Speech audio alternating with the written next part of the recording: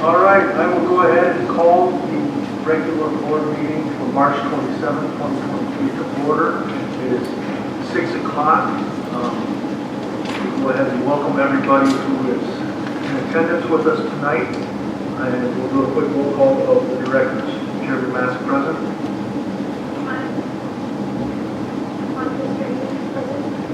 Roger Cohen present. Melissa Keller present. Eddie Bassett present. Ron Boston present. And we'll go right to the pledge of allegiance.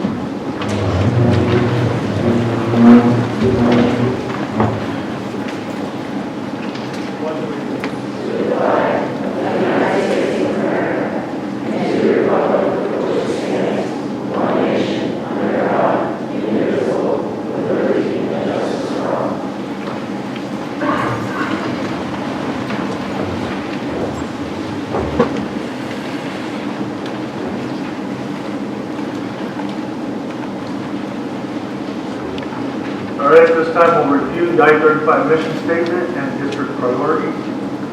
The I-35 mission statement reads as follows. The Interstate 35 Community School District exists to develop lifelong learners and responsible, productive, successful citizens in an ever-changing society.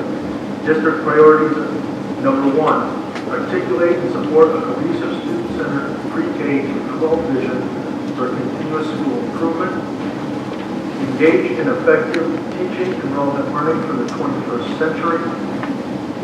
Operate with fiscal integrity, efficiency, and effectiveness. All the directors should receive the agenda. I'm going to need a motion to approve. Move to approve the agenda. I second that. Properly moved and seconded to approve the agenda. All those in favor signify by aye. Aye. Aye. Opposed? And now we'll move into the public hearing on the HVAC system project.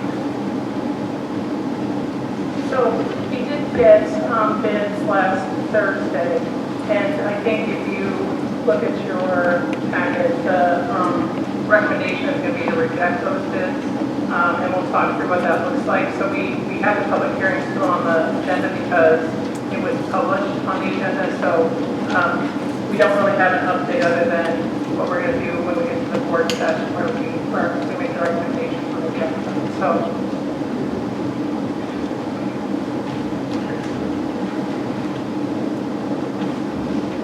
Okay, we need to close the public hearing. All right, we'll go ahead and close the public hearing at this time. That will move us to the open forum. Residents, students, parents, guardians, and staff members of the district may address the board about relevant topics. Those who wish to speak must sign up at the beginning of the meeting. Speakers' participation is limited to 5 minutes per meeting. We ask speakers to remember that Iowa law prohibits the board from discussing specific employees or students or their performance. All right, we'll go ahead and get started with Greg Bedwell.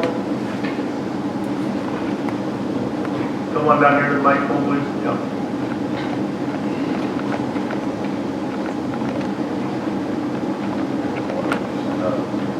First one you picked. I didn't shuffle, so. Pretty much already discussed pretty much everything my concern, all board members, I think, and I think we're all pretty much had really valuable communication time spent with each one of them, and I appreciate that. I want to thank you for that.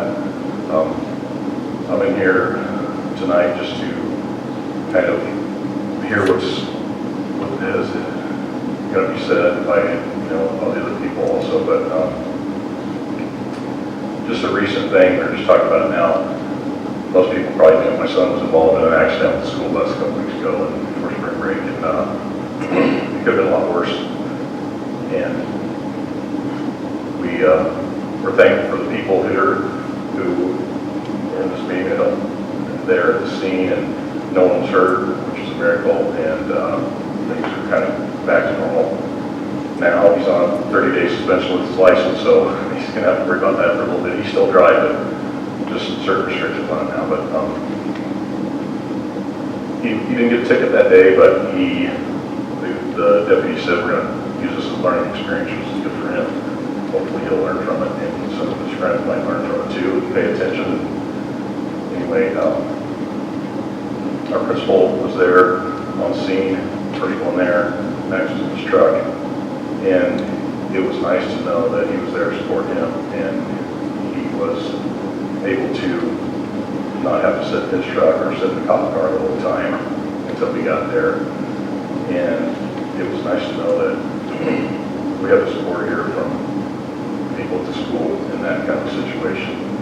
And we have people here that we can trust to do the best thing for our kids, and hopefully looking forward that we will continue that.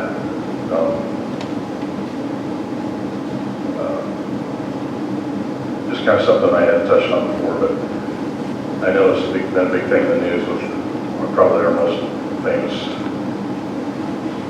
alumni here, which is our governor, and it's not a real popular subject for most people that are involved in public education, but the whole transparency issue with the public schools is probably one of the biggest things that pushed that, and that was the biggest concern of most people that weren't in favor of it. I know there's a lot of pros and cons, and there's a lot of valid points on each side of it, but the transparency issue is one of the biggest things that people in public education need to remember, that we have to make sure that every single one of our decisions is made in the best interest of our students here and the entire learning process and academics and all the extra activities that we have available for them. And that includes, anything any decisions that are made as far as our staff, our faculty, and our facilities, and our equipment, and everything that we do activity-wise. And that has to be first and foremost, and every penny that we spend here and every decision we make needs to be done to promote the overall educational experience. And the backing that they had to pass that, the voucher system or whatever they call it, reimbursement, is mainly pushed by people who are not happy with the whole involvement and being able to be involved in decision making in public school systems. And I think that we have had a history here of really nice communication between all of our board members and our administration up to this point. And I want to make sure that that continues, and that everyone who has a decision to make sure that they keep the best interests of these kids and our taxpayers in mind when they do that. I could probably go on a lot longer than I'm going to. Thank you. Thank you. David Gibson.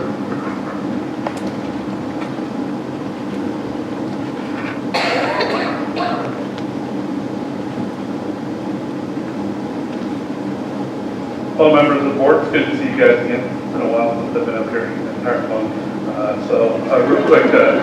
Real quick update. Trap team just started. Trap season did. Pretty excited to tell you we've got 30 kids that are out this year. We've got 10 7th through 8th graders and 20 9th through 12th graders.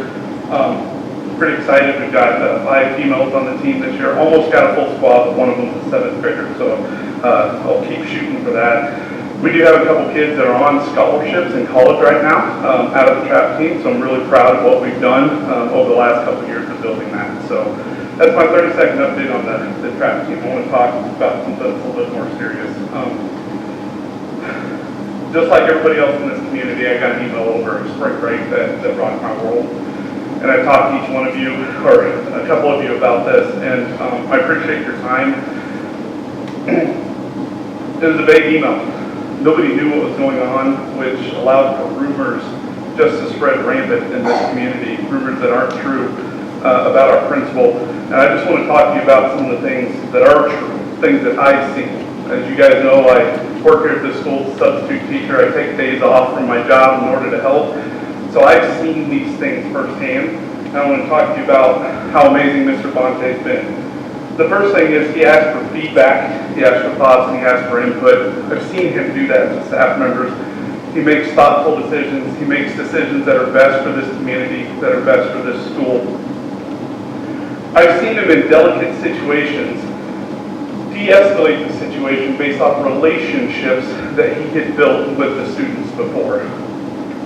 You can't de-escalate You can't take a child that's having issues and problems and be able to de-escalate the situation, get them to calm down if you don't have pre-established relationships. He hasn't been here that long. If you guys remember, I'll admit when I was wrong when he first came on board here. I don't know if you guys remember, I stood up here and I was concerned and preached about we're not Des Moines public school districts and we don't want to be, and I turned around and looked at him. It's because I saw he was from Des Moines and had experience. I was wrong. I'll admit that I was wrong. He cares about the students, he cares about the staff, and he wants to be here.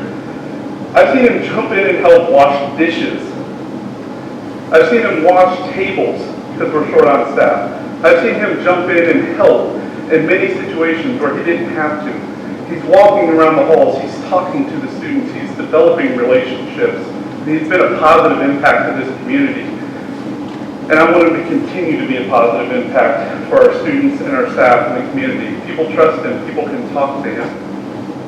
I've seen him come in early in the morning, so I have to show up early when I'm subbing because I want to read the lesson plans, I want to do the best job I can. I'm not there to be a babysitter, I want to read what that teacher wants me to do and understand it. So I'm there early. Usually right when Tiffany and me are showing up, I'm right behind them, walking in the door. He is there with students, helping them. Students who need the extra time. He dedicates that time to help them. He really does care about our students, and he means it. These are things that I have seen. Now, we don't know, all we got was a vague email. We don't know why our principal was put on administrative leave. But what we suspect, and I hope this isn't the case, is that he discovered things that were improper and wrong and brought them up and they weren't addressed, and then he escalated them up and then counterclaims were made against him. I hope that's not the case. I hope that he wasn't put on administrative leave because he whistle blew on something. If he did, that's a poor judgment decision. Especially with ISAPs going on this week and the disruptions to the school, we should have waited. We should have had a conversation about that behind closed doors before we put our principal on leave. Again, we don't know, and we can only speculate, but that transparency isn't there, and I know you guys can't talk about it, but I encourage you, look at the facts of whatever it is, and make sure that we're not needlessly getting rid of a good teacher, a good administrator, and somebody that's good for this community based off I don't know what, but look at all the facts is all I can ask you to do. And I can tell you that this community wants him here. So please take some time, put some thoughtful decisions on it, and I do encourage you, reinstate Mr. Bonte, bring him back to the school so he can continue the good work. You heard him talk about it last week. Tardies are down, grades are up, and that's not because of Mr. Bonte, it's because of his leadership. We have amazing teachers. And they're doing the work, but it's because of its leadership. So thank you for your time, and I appreciate it. Thank you.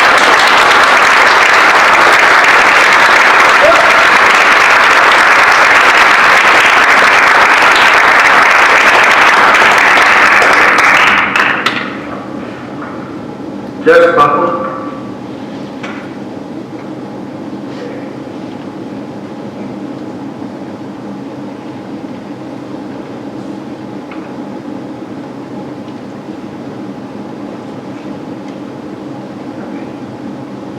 I'm going a little off topic, that's probably what most people are here for, but that's okay, it's a topic that you spoke about. And I don't like talking in front of people, so if I go fast, I'm sorry. Alright, so, in regards to the standard base or reference, whatever you guys are calling it, or the admin's trying to call it, grading system. I became aware the school was considering changing to this grading system a few years ago, and then crickets. This was in the midst of COVID, so not sure if it was lost, but felt it was brushed under the rug to keep away from the family's knowledge.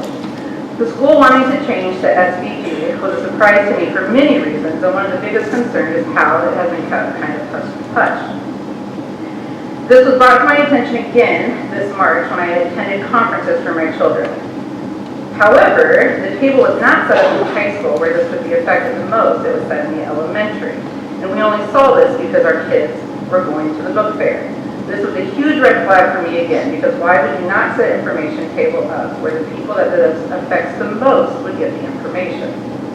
10 years ago, we chose to move to Truro. We wanted to escape primarily the school Des Moines system as it had failed one of our children and raise our family. Des Moines schools consistently fail their kids, and one reason being is standard-based grading. I am a high school educator, and during my practicum and my teaching, I co-taught in a classroom at Roosevelt. When looking at and inquiring more about this grading system I had never heard of, teacher after teacher complained how awful it was. It led to more and more work for them, was hard to understand, and sometimes teachers would just pass the student because it was easier to do so. They noted that some students would only partially pay attention as they knew they would get chance after chance to get that A. Plus, the amount of extra work the teacher was doing was absolutely draining. Not a surprise you have so many leading education today. I know the English department here has tried this, and from my point, has been a disaster as a parent trying to keep up with my children's grades. One day she has an A, the next day she has a B, and I don't know why, because there's no grading in there, other than, oh, I can redo this a couple more times until I get that A. What is that teaching our students?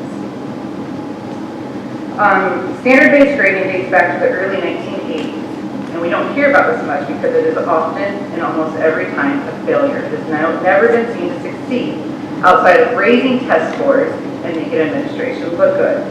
Why are we trying to mirror a system that is proven to never work? This world does not need more participation trophies, but rather hard work and determination. Standard-based grading may improve test scores, but it's not what's best for our kids in retention of the material. We don't need leniency for our children. We need them to be pushed and held to a higher standard. We need to create all-around good citizens. The system of the pamphlet does not even have an area for the letter B, but it says that there's a formula to create this. What formula is it that would be fair, and who determines this? When students realize work won't be graded, and let's be honest, they will, they're going to not do it and just focus on the assessment of what the teacher has. This is going to put more work than on the teacher to reteach the topic itself and take away time from the other students.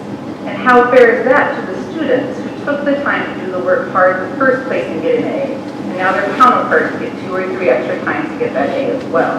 It kind of takes away that effort, and I hope that kids don't give up, that if I was, like, why am I trying so hard if I don't have to? Our school has implemented some great things this school year, particularly Mrs. Woods with our elementary. The reading program is phenomenal and has been a great solution for our kids, including the book vending machine. Things like that are ideas that I can get on board with. I've seen my own children's reading improve because of these programs. Why not look at having an intervention teacher who is actually endorsed and licensed to be one in intervention or math and reading? Last year, Mrs. Lee did absolutely amazing with my daughter, improving her math skills. And this year, she can't even sit in the room because there's too much of a distraction to get that extra help that she needs. There are amazing resources out there to help with teaching methods, curriculum, and accountability without standard-based grading. We need to look at these. As noted earlier, parents in our community should be involved. It's our school and our education for our children, and all we want to do is be part of the process. We absolutely love our community, love the school. I hate to see us fall in the direction of the Des Moines school system, which is failing. And we are already, in my opinion, fairly top-notch. And I hate to have to get to the point where I have to consider where my kids have to go, because the education they're getting here is no longer traditional and solid and pushing them as it had in years past. Thank you.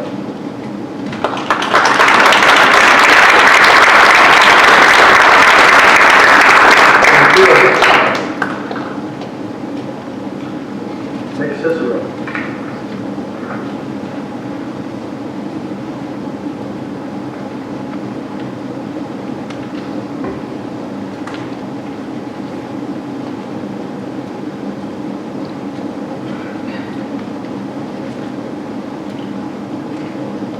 Good evening, board and my attendants. I'd like to thank Nathan Gibson first for starting this off, make it a little easier on me. I'm apparently like everybody else that received an email prior to spring break that was very concerning in regards to our principal, Mr. Bonte. I'm basically here today with my family, my wife Rachel, my son Dominic who goes here, my son Anthony that goes here, to talk about the character. I've known Mr. Bonte for a long time, a lot longer than we've been a member of the school district. To speak to his character, the type of things that he's done, just not only here everywhere he takes my sons hunting, fishing. Doesn't ask, he always volunteers to help. I'm not the only one he's done that to. He's done that to students before, not only this school district, other districts. He's always been more than opening and welcoming to anybody. One of the things I've noticed as Mr. Bonte has become principal of the school is last year there seemed to be a culture at times that was disruptive. Amongst other things, it seems like our students lacked accountability for their actions at times. And this isn't limited to other students, that includes myself, my son. Even though I have a great relationship with Mr. Bonte, he's learned this year that there are consequences. Doesn't matter who you know, there are consequences for your actions. And I praise Mr. Bonte for taking that, regardless of our relationship, understanding that he needs to learn the consequences for his actions. You could read your mission statement that Interstate 35 Community School District exists to develop lifelong learners and responsible, productive, successful citizens in our society. I think that second part is extremely important. Responsible, productive, and successful. By finding accountability for their actions and being held accountable for their actions. It's the only real way that we're going to have those types of citizens that your mission statement states that we're going to try to bring about. So basically just here to show my support and ask that the board review and go over that information that they have. Thank you very much.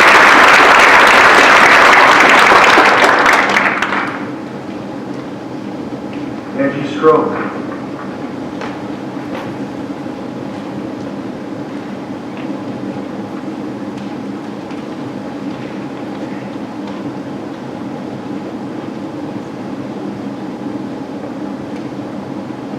Good evening to all of you, and since some of you may not know who I am, I'll introduce myself. My name is Angie Strow, and I am the food service director here at the school. I know I signed up to talk about the administrative leave, but I'd like to real quick, which I should have wrote down, a quick update on some things in the kitchen. We have several programs that you already know that we're a part of. One of them is the DOD program that we get all of our fresh produce from. I can say it's free money, and it kind of is. Something that at least the school doesn't pay for. So I'm extremely excited about that.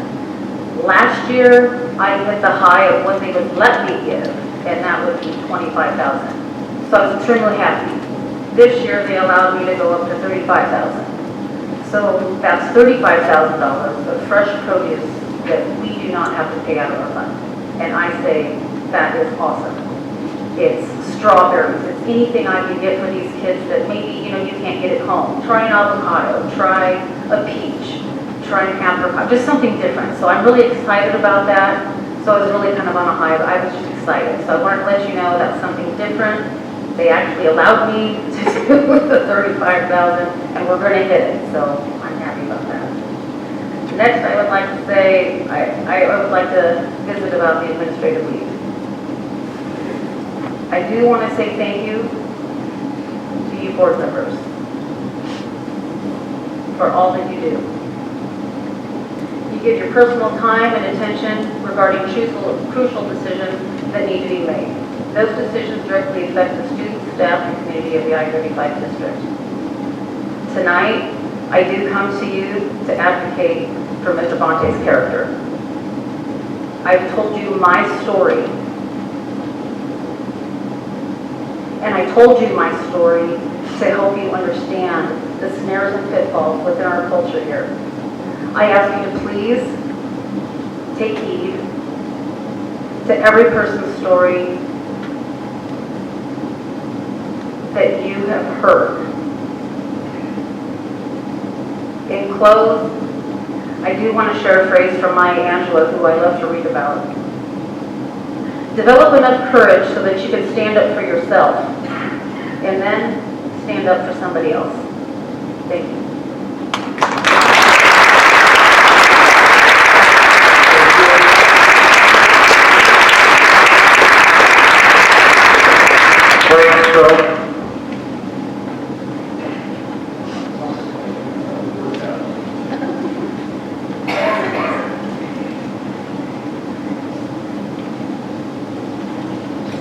Test. Good evening, you guys. For some of you that don't know me, I'm Frank Strow. I'm a bus driver. I've been here 13 years. I've served up to 4 superintendents, a countless number of board members, and I've always had a positive relationship with those until now. I know all of you have been overwhelmed by your feedback that you've been getting from the community. I know you have a personal life too. I want to tell you I support it. From what I know and what I've seen, it's set up to fail. He's just the tip of the iceberg, guys, with our culture. You've heard many character statements about it. Quite a few employees have stepped up, talking on his behalf.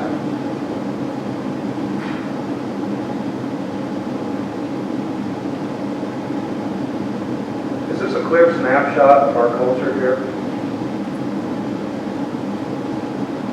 We need to look and listen. I get it from a personal standpoint with my wife. I've seen what's gone on. Let me tell you, she's documented everything. You know, we have the 6 pillars of character. You guys all know those. Those that don't, a lot of businesses, mostly school cultures. These are trustworthiness, respect, responsibility, fairness, caring, which is the most important, because that builds relationships and citizenship. Secondly, another rule that I hope a lot of people live by is the golden rule. Do unto others as you do unto them.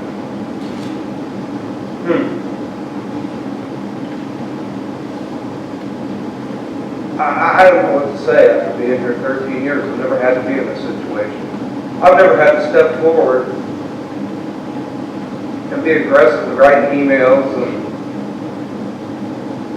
this is ridiculous. But I want to thank each and every one of you board members, again, for your time, your respect,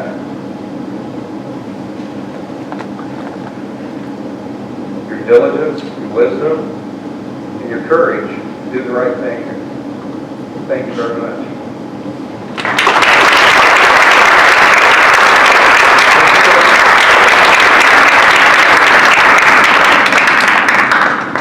Linda Howard.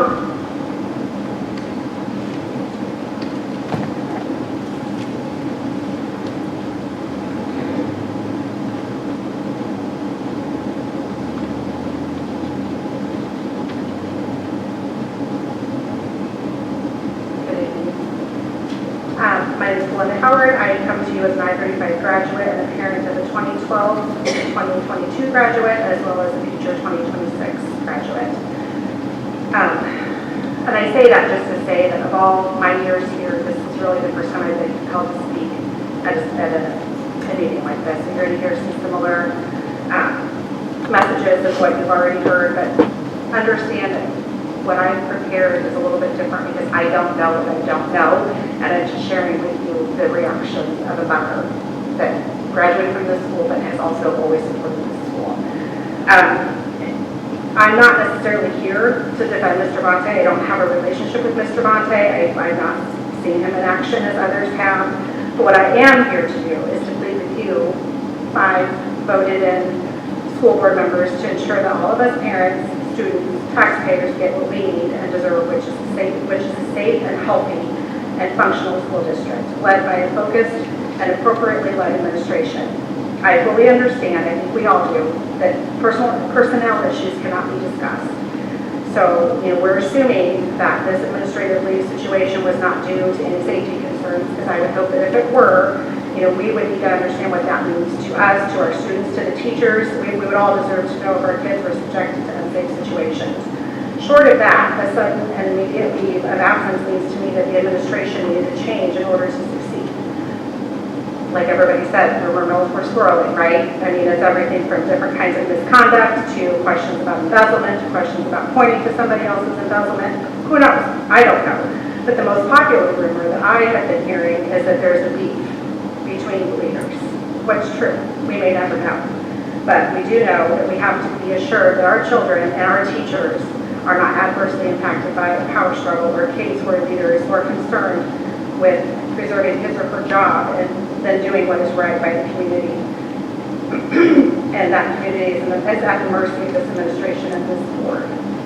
Please find a way to reassure us that what is happening in our small school district isn't a distraction and that it's not something that could be and should be avoided by simply ensuring accountability.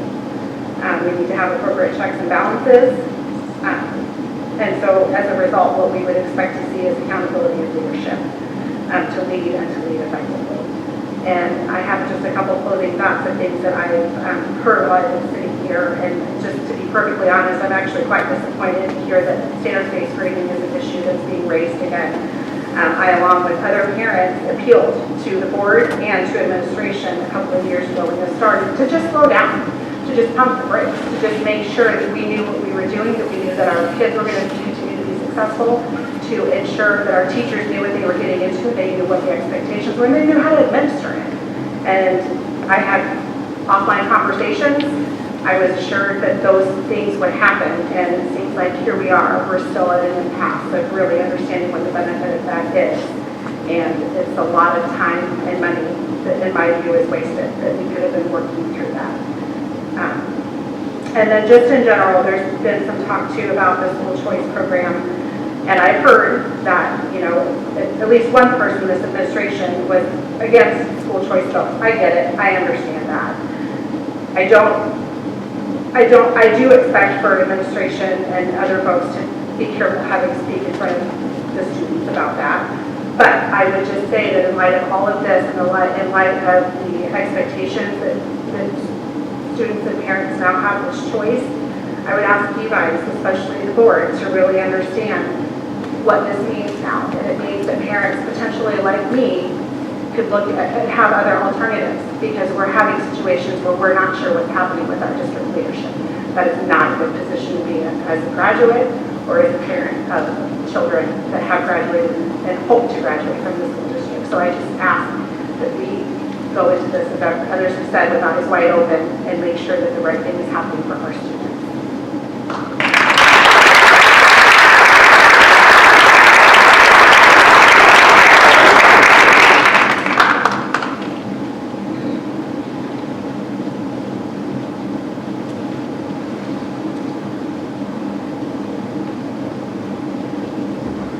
Carolyn Boswell.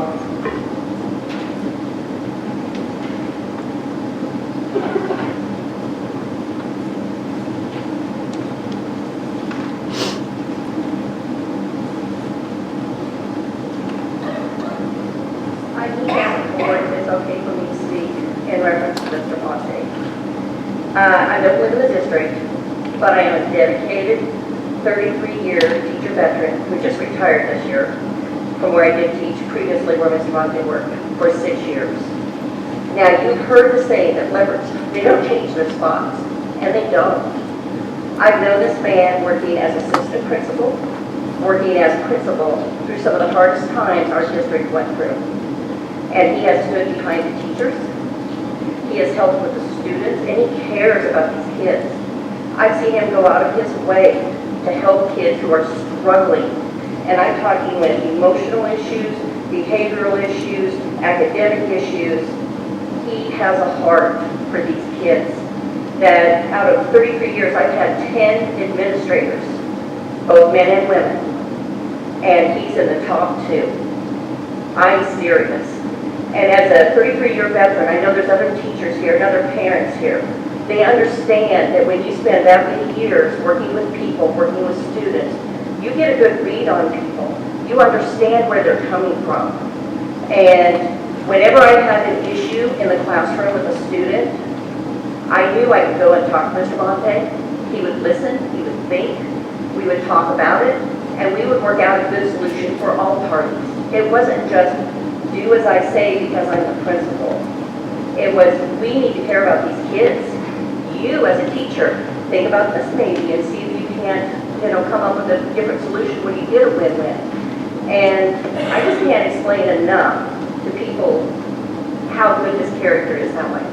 He's never done anything inappropriate in the 6 years I worked with him, and we had some major crises in our district. We went through, some staff changes that were out of this world, and we handled that, and we grew, and he pulled us together as a staff. And prior to him coming to our district, it was a situation where basically the kids were kind of out of control. They had kind of taken over as far as behavior in the classrooms. They had taken over his behavior in the hallways, and education wasn't their top priority all the time. When we gained the leadership that we needed, we were able to bring that around. And honestly, if I hadn't been at the end of my career, 33 years, I would have stayed longer. I mean, I enjoyed him as a principal because the support we received, the kids received, the district received. And I don't know, he always was there early every morning to make sure he was there before the other people got there. He would do anything. I've seen him serve lunch. I've seen him wipe tables. I've seen him sit in the hallway or follow students that needed to be observed or calmed down or de-escalated and spend time after time after time with them. And he never gave up on them, ever. And then we would move those kids on to the high school. And so I just want you to understand that sometimes when there's a disagreement or whatever's happening in your district, people don't change their character. They are who they are. And from what I have seen in my district and worked with him for 6 years, this district was lucky when he chose to come here. He cares about kids so much. And he dedicates his life to making their lives better. And I know he is accountable. He held us accountable for what as teachers we were expected to do. When we implemented something new, he expected us to meet those guidelines, those standards. He expected us to work and change what we were doing. And after 33 years, some people get kind of set their ways on things. And it's hard to change. But he encourages that change. And he actually would, talk to you about it. He would come in and give you suggestions. And I know I'm an outsider here, but I think you need the background history of what he was like before he got here to understand that he isn't this guy that came in for power. He isn't this guy that came in for an easy slide in and, make things great for him here because he's closer to home or whatever. He told me this was his dream job. That's what he told me when he was leaving. He said this was where he lived. This was where he had people he knew, and that he wanted to be here. And that should mean a lot. That should mean a lot to the board, each and every one of you, and it should mean a lot to the parents that are sitting here in this auditorium that have come to support him. Because he truly has a heart for education and for kids. And I think I'm done, so I better stop now. But thank you for letting me come and speak. I didn't know if you would allow me to because I'm out of the district, but I felt like I really needed to let you know who he really was before he came here and who he will be in the future. Thank you.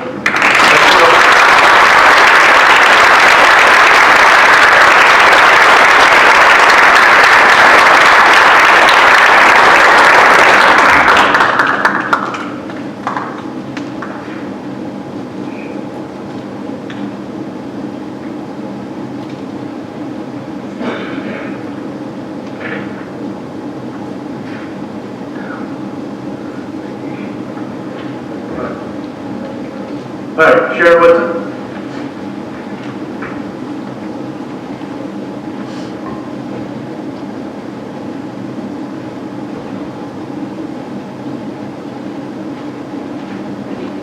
And thank you. And thank you to the public for having a voice in this difficult decision that you're going to be making later this evening. Please note that you have my support, and I appreciate everything that you have done thus far to support me in this position this year. And we think about pride, and we share that pride with our students and through our staff and everyone that works here. Think about what's positive. What does respect look like? Do you have integrity to do the right thing? Are you dependable to help lead? And as leaders, sometimes that doesn't look so positive with everyone. It's a difficult job.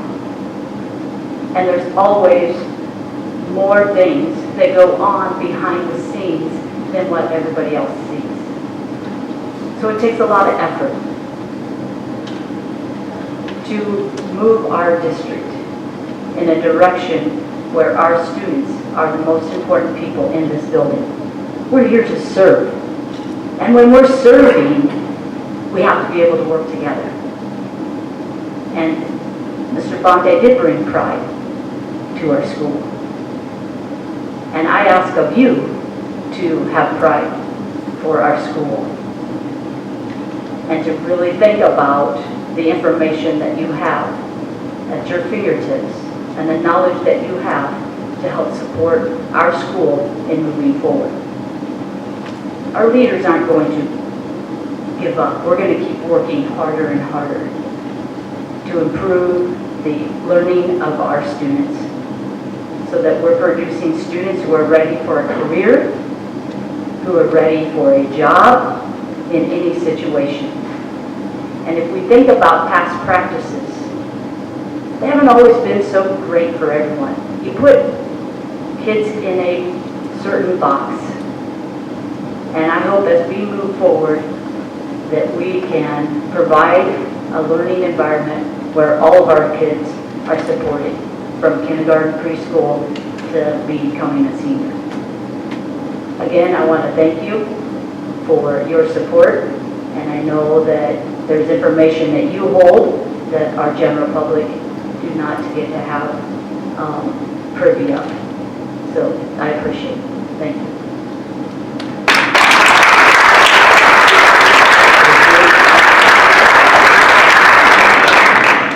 Rich Buckland.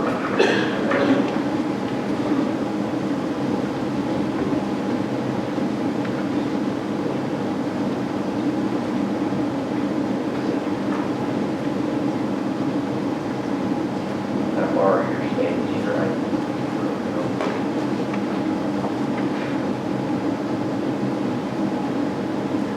After my wife spoke, I really don't need to know. My name's Rich Buckland. I'm here tonight to talk about standards. Very briefly, there's really not a lot to say. We've had 40 years to study it. It's an abject failure. I don't know what else to go on about it, but I don't want to talk about that. I want to talk about the positive things. We love it. We love the school. My kids are doing great. Y'all should be commended for that. We'd like to see that continue. We like it so much here, we moved our in-laws down here. So we like what you got going on. We appreciate it. We like all our teachers. We like our neighbors. We plan to stay here. And as my wife said, you know, we moved away from Des Moines because of, well, it's a mess.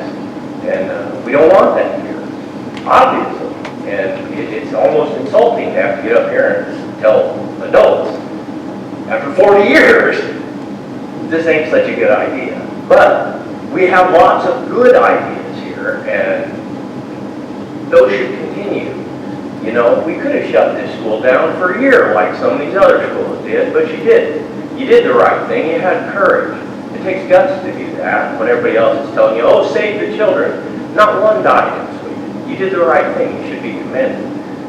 Do things like that. The book machine. Miss Wood should be commended. That's spectacular. My girls are interested in reading. That's fabulous. Keep doing that. It's got us involved in it. I read to the girls now. Those are all very positive things, and we want to keep that going. There's no need to try something that's been tried and failed repeatedly. Now there might be something good in it you want to take from it, and that's great, you know, but it sets our kids up for failure. It does. I mean, if I was to tell you, you don't have to hand me your homework, or you got 3 weeks to do it, I'd ask Mia, you know, what is she? She's my third kid here, fourth kid, I don't know, I have 7 kids, and 5 of them are gonna end up going to this school, okay? So, you know, I asked her, what would you do if your homework's not great? And I said, to be honest, we all know. We do this at my work. You know, you take the training and then there's the test. You just get to the training, take the test. And you can take the test again and again and again. That's not how life works, folks. I don't need you to be lenient with my children. I need you to hold them to task. I need discipline, I need structure, I need purpose, and I need motivation. I don't need them to take 3 weeks to do a test. They're ready for the test or they're not. It's that simple. Life don't work that way. You don't keep getting chances. I can't tell my boss that. I certainly couldn't tell anyone in my military career that. What are we doing? It's silly. We need to talk about this. And that's why I'm here. Just to tell you, we need to talk about this. We need to look at the track record of this thing. If there's good parts to it, take it. Put them in your rucksack and drive on. But as a whole, it's a loser. And it takes 5 minutes of Google to figure that out. So keep the good stuff. Keep driving on with what you all are doing. We like it. We want our kids to go to school here. We appreciate everything you guys are doing. They're headed in the right direction. We couldn't be happier. So what are we doing? What are we doing? Let's talk about this in detail before we make a tragic mistake. And we don't need to look too dang far to see that. Just look north, about 30 minutes. I thank you for your time and have a great evening.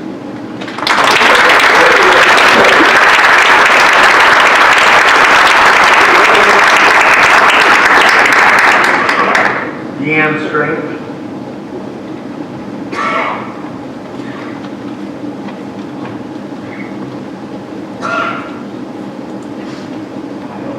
It's a scary thing for employees to get up here and talk to the board. And I've never been here to talk about anything except for the lunch program. And I'm here today because we don't stand up for something that we see that we think is an injustice. Who is going to stand up? One of the rumors that I've heard is that Mr. Bonte cannot talk to women. Last time I checked, I'm a woman. Mr. Bonte asks us for input. He asks us questions. He asks our opinion. He supports us when things are crazy in the office. Are you girls okay? Can I bring you back a pot when I go? I know it's been a rough day. He is a good man. He's a family man. Before I worked here, I've been here 26 years, and I worked in a farm implement store. I was the only female there for over 18 years. I know what sexist behavior looks like.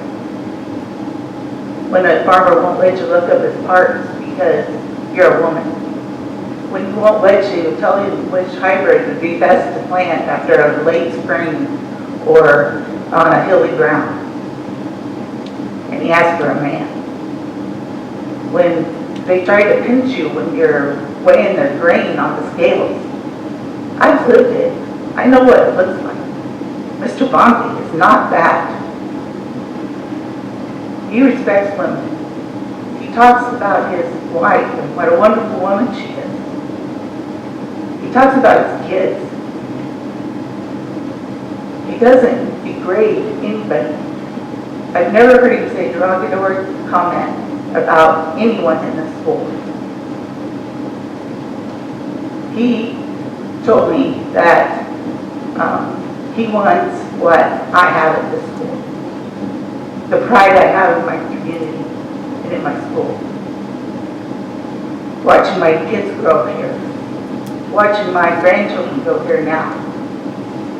His dream was to stay here and watch his kids grow up here and stay here as long as he could. He wanted to be a part of this community, and he still does.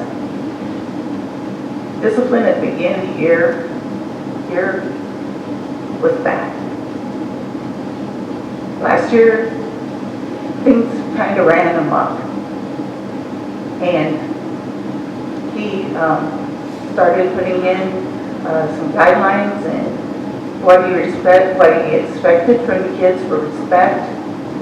And there was a lot of pushback at the beginning of the year, but he built relationships and connections with these kids. And the pushback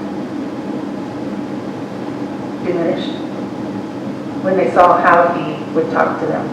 I've never heard him once raise his voice to a child here. Even if they're very angry, he knows how to de-escalate it. He waits to talk to them, and he goes in and he asks them what they could do better, what could you do next time, what do you think you did wrong that made you get sent to the office? He goes through the whole thing with them. And if they're not ready to talk, he doesn't push them and make it into a bigger situation than what it was. He walks away, lets them sit there, lets them think about what they've done, what he said, and he'll come back in 20 minutes or whatever. If they're still not ready to talk, then he'll leave them, let them be, let them de-escalate some more, and go back until they're ready to talk. And when they talk, it turns into a hit situation. They apologize to the teacher. They apologize to us in the office. I'm sorry I blew up. I shouldn't have done that. The change in the culture and the number of parties in our school, the number of discipline referrals, the number of kids in the high school that are in our office, the change is unbelievable. I've been here 26 years, and honestly, Mr. Bonte has been the best principal that I've seen work with kids here. And that's a big thing. As educators, as bus drivers, cooks, secretaries, custodians, teachers, administrators, we're all here for one thing, and that's for the kids. Kids come first. With Mr. Bonte, our kids come first.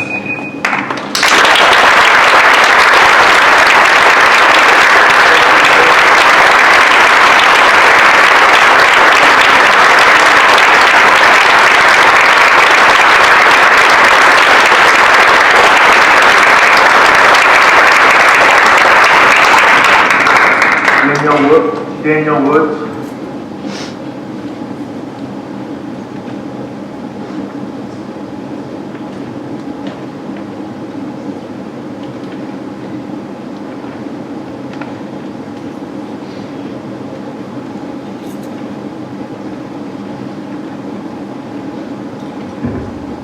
Good evening, everybody.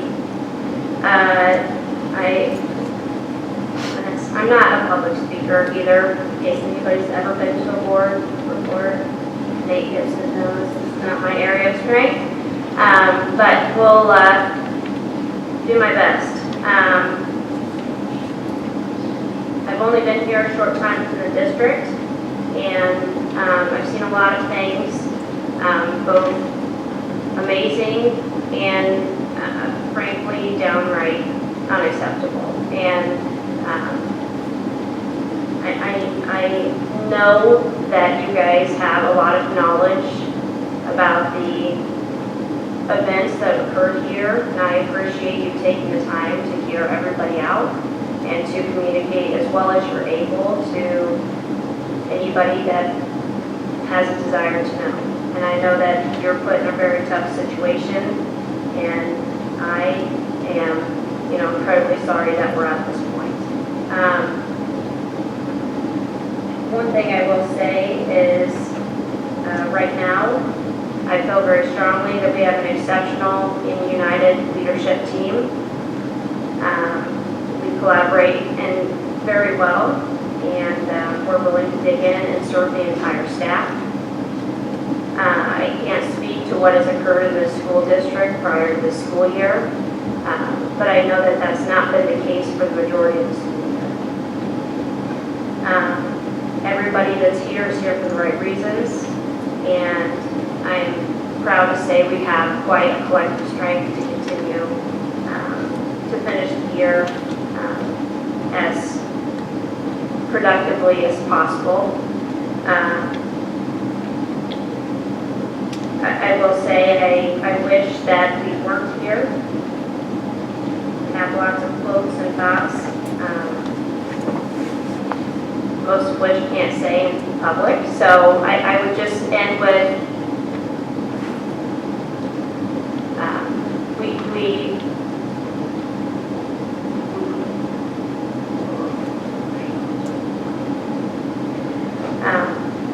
it's a lot. It's been a lot this entire school year, and I hope that tonight, above all else, that we find closure. Whatever that decision may be, that's for you guys to decide. But I think it's due time to close the situation and provide conclusion to every party involved. And thank you for all the time that you put into this and for your support to the current administration team as we muddle through. Thank you.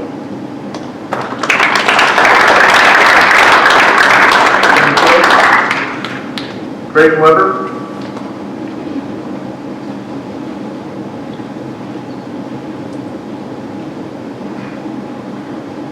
I actually want to take the time here real quick to welcome our student representative to his first meeting, Ross Kaufman, to the table. It's a heck of a night to join. You'll get to hang out with us once a month for the next few years. So welcome, and hopefully you learn something from tonight. I'm going to be pretty short. I've been in education 19 years, and this district, this building, these people, we got a really awesome thing going here. And I don't care which side of the whole issue we're talking about tonight. I really hope that everyone's sitting behind me to say that. We have a really, really cool thing going here. So I understand that the board and the leaders on that stage have decisions to make and have a process they have to go through. And I trust all of you to do that. I trust everyone should. And I just want to keep that awesome train going forward from my piece of it. So thank you.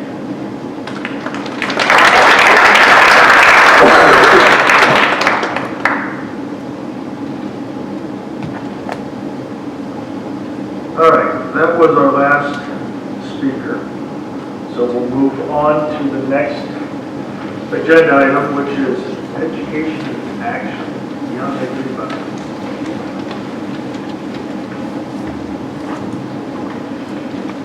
We have Ms. May, I think, is here, and Ms. Steinlage and Ms. Dutry talk about some programming and opportunities for our kids.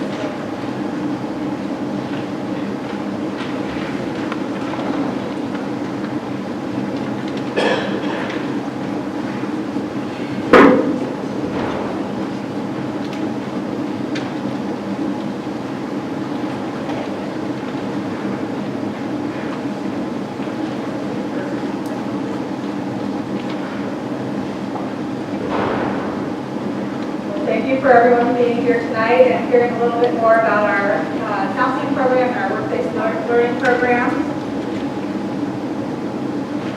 Mrs. Steinlage and I, this is my second year at I-35, and Mrs. Steinlage has been here 15 years. So we have a really strong base of experience and knowledge coming into what is a comprehensive counseling program. There's a lot of ways that we do that here in the school to support our students. Commission six, go ahead and go a little more. There we go. So there's a lot of ways that we support our students, not just the emotional health of our students, but also our academic health. We work very collaboratively with all of the teachers and students and staff here. It's really about supporting the students' needs and also what does it look like once they leave here. So there's a lot of steps and collaboration that go into preparing our students for after I-35. This is just a few things that we do. We're advocating for them in lots of ways. We are monitoring and helping with, collaborating with interventions. We provide leadership and advocate for students at the leadership level. We are helping them with career development, and this all falls under comprehensive counseling program.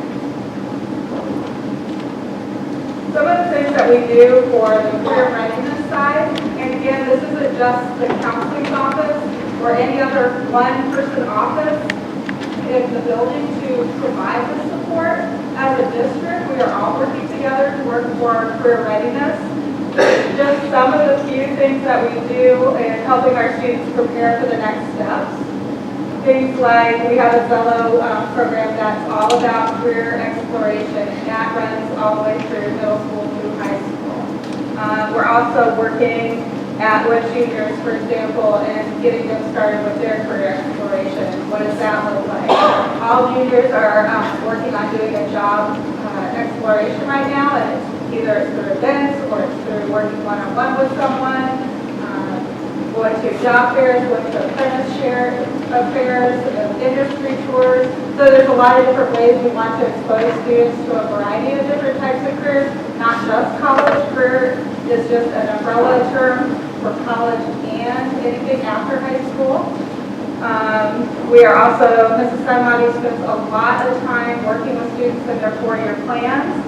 We talk about that from day one. What is this going to look like year after year? How do we set you best up for success throughout your 4 years here? And then what does it look like beyond?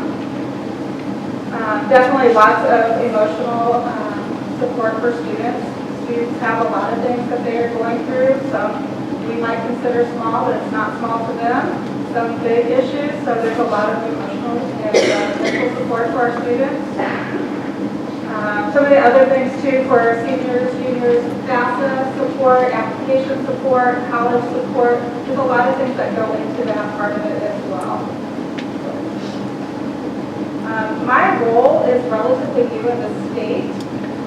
When I started last year, there was only 10 of us, and it's a partnership through DNAP with the school district. You will see, if you follow the news on this at all community colleges are going to have some type of position like myself, helping with different school districts. So this is just a few ways that I offer support. I also have Van Meter as a school that I work with and do similar things with them. Just in closing, one thing I just want to make sure that the entire district is aware of. The recommended caseload for any school counselor is 250 students. Mrs. Steinmati, as one counselor, works with 5 through 12, right? 7. Sorry, got my school mixed up again. 7 through 12. That is 450 students. 405 students, sorry, that she works with. So I know my support here has been very helpful, and when Summer talks too, she's going to talk about some of the things that she's helping our students with as well to support them in college or in college and career.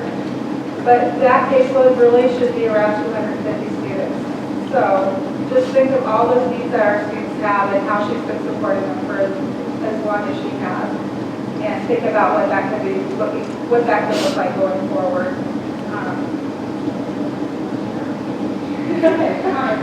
Honestly, I hear and touch on so much, but it does. It takes all of us to help students find their direction.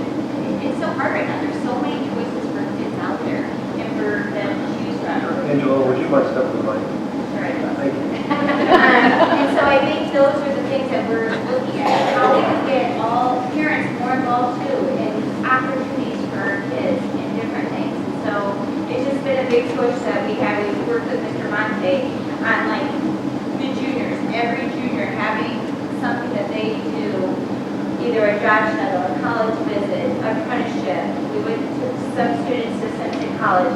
So anything that we can pull to give them that exposure, and as parents, encouraging you to do the same. I mean, it's wonderful when I'm getting these phone calls and parents are saying, yes, we're going to take them on a college visit, or we're taking them to an apprenticeship to check these things out.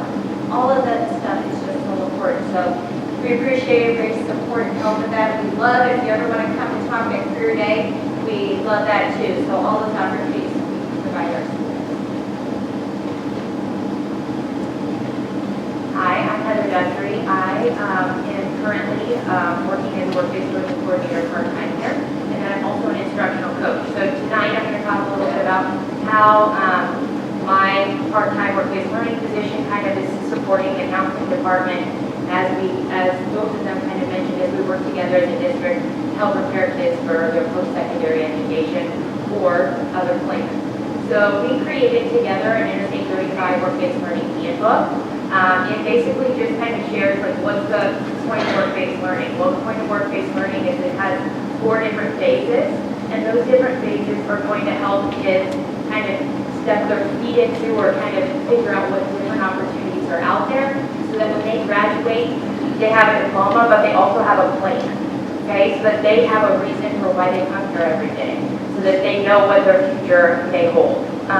So some of the things that are within the kind of continuum are the awareness phase, the exploration phase, the preparation phase, and then a training phase. So those 4 phases kind of are set up by Iowa as our work-based learning model. So within there, there's lots of different opportunities that all 3 of us, as well as our classroom teachers, are able to support kids as they go through different things. So the awareness phase has things like classroom speakers and informational interviews, which I know Mrs. Steinloggy has for middle school students too. So some of you who are parents might have had your children asking you about your job. So they're just trying to gather information about different jobs that they might have. In the exploration phase, here at Interstate 35, we've done things like authentic projects where kids out of the CPE building are actually creating things that people use or businesses need. Interactive career events and worksite exploratory events. DMAC does a really great job of hosting several of those so that our students can attend them and just get a taste of what does this worksite industry look like. Like if I actually went to work at this place, what would it be like? They also have some career events that aren't on the worksite, but that still give kids a taste of what these different career paths or fields might look like. We also do job shadowing, which Mrs. Steinloggy talked about, all of the juniors having an opportunity to go and do that. In the preparation phase, we do things like mock interviews, especially in life skills. All of our juniors take a life skills class, and one of the requirements is to do a mock interview. We also have school-based enterprises, which are things that we can do here in the school that give kids an opportunity to run their own business or sell things or different opportunities like that. The last part of the continuum is training. That's where the things like internship and apprenticeships come in. That's more of my kind of role. I help kind of match kids up with industry partners and set up internships. And we're kind of starting, we don't have any apprenticeships right now, but we're really kind of trying to figure out what that looks like for our kiddos. And so we do have 5 kids doing an internship type thing here this second semester, where they're able to go to a work site every day and get that on-the-job experience to see if that's something that they really want to move forward with as they graduate from high school, or what other career paths might be something that interests them. So that's just kind of a piece of what we're doing to help kids as they graduate from here, and hopefully with not just a diploma, but also with a plan so that they can go be successful.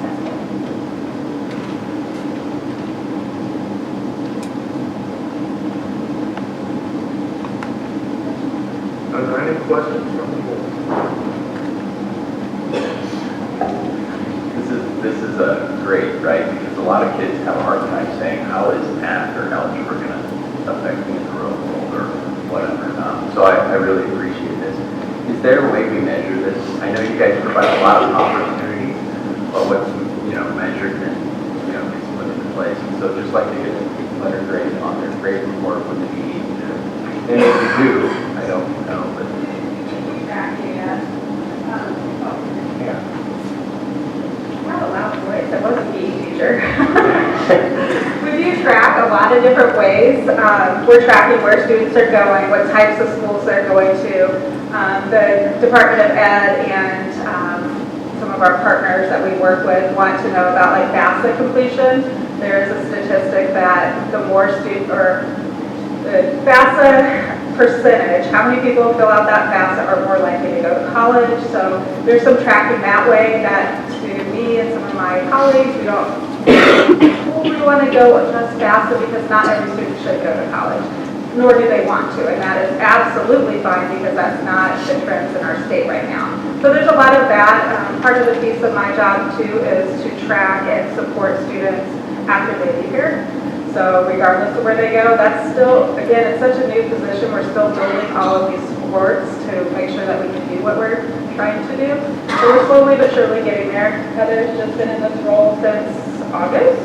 Yeah, so all of this is relatively new, but yeah, we are trying to make sure that we're tracking and seeing how that looks from a data side. We'll probably have more qualitative data as we move forward of how do these positions help you, how did you learn more about certain fields.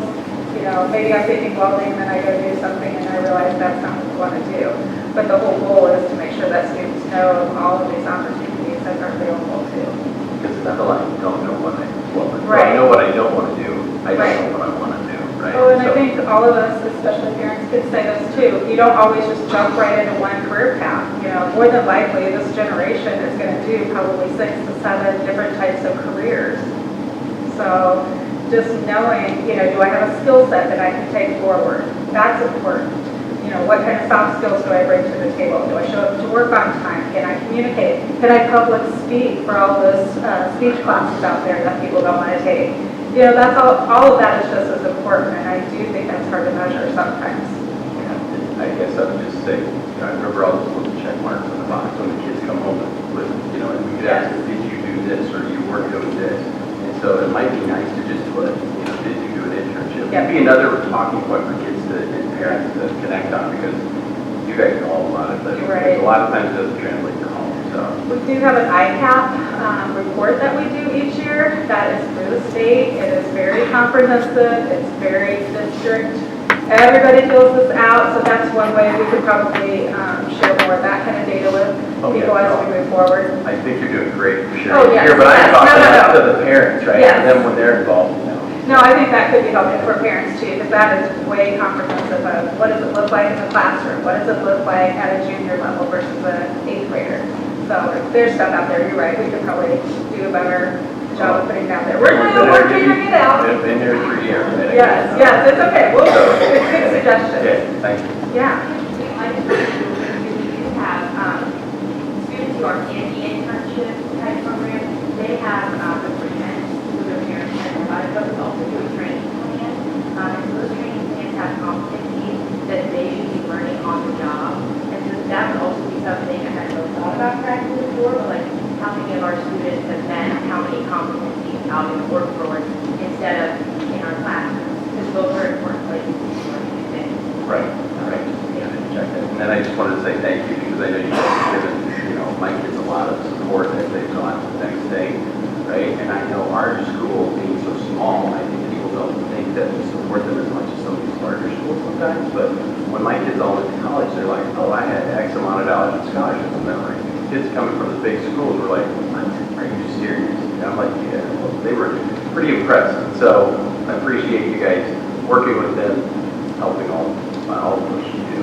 So thank you. In reference to internships and your career exploration, how do you acquire just businesses to partner with locally? What's your process for doing that? And what does an outreach look like? And how can we more involve parents and all of that? So, people are more than welcome to reach out to me anytime. What I've done so far mainly is as students come to me wanting to participate, then I help figure out kind of what their path is or what they're interested in, and then we reach out to those types of businesses. There have been other businesses who I've just been in contact with. Last week I went and visited with Local Union 33. So I am doing some, I guess what you would call kind of cold calling to start making partnerships with businesses, even if we don't have students who are kind of asking about them yet. But then I also have students asking about specific industries or paths that they're interested in, and then I start kind of just trying to find those to make connections.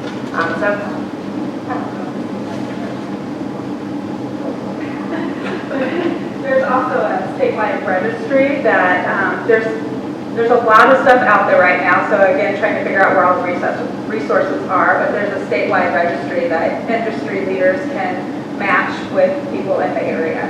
So we could go look as a high school who is out there wanting to be a partner with us, and then opposite, like Walden or for example, like, hey, who should I be stepping up and supporting? So and between all of us, we have a lot of connections between a lot of different types of industries and people reaching out to us as well. I would say because we're right now, like, society, there's a lot of reaching out. And then one good students, and I'll be honest with you, from doing work experience and other things with our students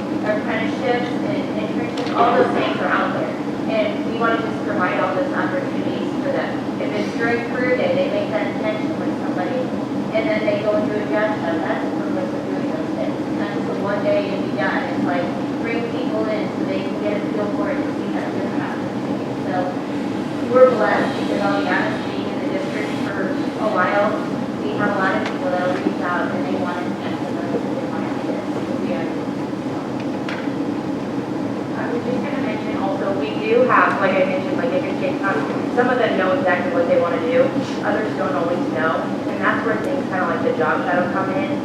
We even had a student who wasn't sure what they wanted to do for their internship. So him and I just went to a couple different places to find out, like, what are you going to do if he's here? Like, what will his daily tasks look like? What will he actually learn here? What will the competencies be that he's kind of working towards during the semester? So that he could make that decision about which was the best fit for him, or maybe we wanted to pick two so that he could get more experiences. So it just kind of depends on the student, but I would definitely agree with Mrs. Steinlocke that we're in a place right now where our workforce needs workers, and so they are reaching out. I mentioned Local Union 33, and they're changing some of their apprenticeship schedule and on-the-job training and things so that hopefully some seniors can get in there and get their first year of their apprenticeship under their belt. So when they graduate high school and they're a second-year apprentice already, making second-year wages and putting money into a pension and doing all these things, because they've had the opportunities that they've had by kind of partnering with the high school.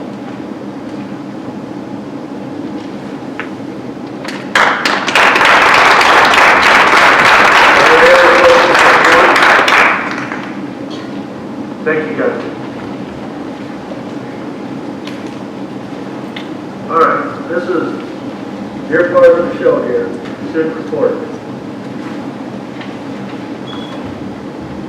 Alright, I'd just like to thank everybody for allowing me to be here on behalf of the board. Thank you for letting me join. Currently in the school, there's been many posters of Bring Back Mr. Bonte, along with shirts being made, and the students are spreading the posters around the hallways and classrooms. Yeah, that's kind of what's going on.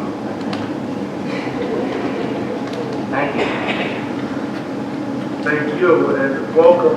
We look forward to having your input at our meetings. And if you guys have questions, feel free to contact us. You have something to add to the Very good. All right, administrative reports, Ms. Woodson.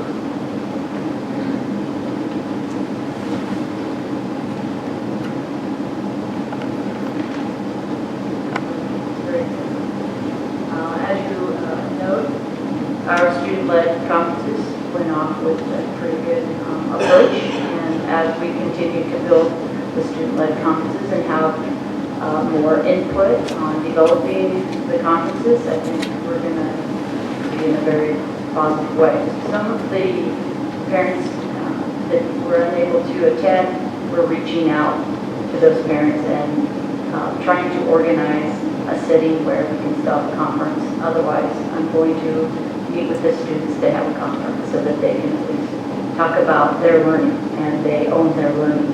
So that's the whole goal of what we're doing. Secondly, today we began ISAPS testing, had a little bit of glitch, but I think we're good to go now. Everyone was very flexible, and I appreciate the staff trying to entertain our middle school students through all this, but we're on the right road. One thing that we talked about, we met with all the 5th through 8th grade students and set goals. We're looking at increasing a 2.5% goal from last year. Our students were only proficient at 57%, and we're looking at least at 60. I think it's 57.7. And we also looked at our conference. We were 5th in the conference as a middle school, and we're looking to be more to the top. Talking with our students, and we shared where they were last spring if they attended our school district, and looked at those goals. And again, we looked at intrinsic and extrinsic incentives, because we all know when we do well, people feel really good on the inside, but also, you know, it's just like us as adults.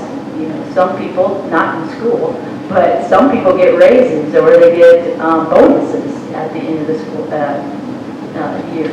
So anyway, we're looking at, as a whole, of our middle school students raising that goal. And if we meet it, we're going to have a little bit of a celebration, a big celebration. I want to give kudos and a shout out to those students who participated in our honor band conference meeting meeting last week, we had 4 7th graders who competed as well, or took part, I should say, as well as 5 8th grade students. Mr. McKinney also should get some kudos because he is doing a fantastic job working with our students and getting them where we need to go. So, all good there. Another shout out is for our 5th and 6th grade reading and ELA students and staff. Remember, we have this read 5 books per quarter and take the accelerated reading test. We get 8%. I forgot I was going to get the numbers of how many students, but out of 107, for those who are good at math, reached that goal. And we had a fun time on Friday with the different activities as I listed in the notes. So we're looking to have the same goal, and students are still very excited about reading, and that makes me very proud, and proud of the teachers who are leading them to become better readers. And professionally, we continue to have the support of our AEA to help us not only in literacy but also in improving our math.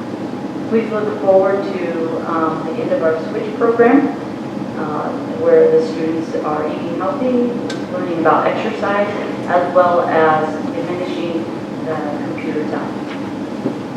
We will be having money assembly coming up on April 12th, and students learn about money. And that program is actually funded from someone in our community. And even though it's just a quick thing, it's really good for students for financial literacy, which is one of our goals. Also, track is here. It may not feel like or look like the time of season for track, but we also have a lot of spring concerts coming up, art show, science fair, and some field trips. So, thank you. So do we know how, what the attendance rate at the student conferences was? I can get it for you. I forgot to put it together, but yes. Was it a high number? In 3 of the 4 grades, yes. Very well attended. I can email you tomorrow. Okay.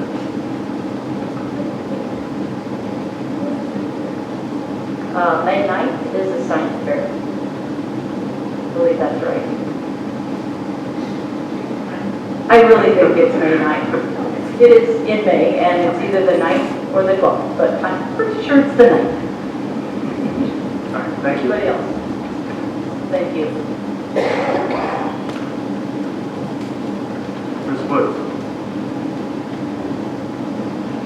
I will say, they always tell me that I take the longest, so sharing that book tomorrow. Yeah, my board report, some things I forgot to put in there were conference attendance percentage. I still have 1 staff member making up conferences, so I don't have a complete list, but it's extremely high as usual, so no concerns there. If you guys have any questions, concerns, or comments for my board report? Quick question on preschool enrollment. How does that compare with the last couple of years? Yep, so I don't have the last couple of years in front of me, but I can talk to you about like what we have right now. So currently during this school year, we're operating 5 total preschool classrooms, 2 specifically for 3-year-old. 1 is at max and 1 has 1 opening available. Max for them is 16 students during that preschool session. At 4-year-old preschool, we operate 3 classrooms currently. I want to say each are roughly around 15 students, while they have the capacity to serve 20. So lots of things to note going into next school year. In regards to preschool specifically, we are anticipating a large enrollment of students with significant physical and academic disabilities. To the extent that health and classroom setup and those things are going to have to be evaluated. So that will add a different kind of layer to those considerations than what we've experienced so far. So but we'll see. We're excited to get to serve those kiddos and be a part of their journey and support them, as best as we can. And so that's what we got.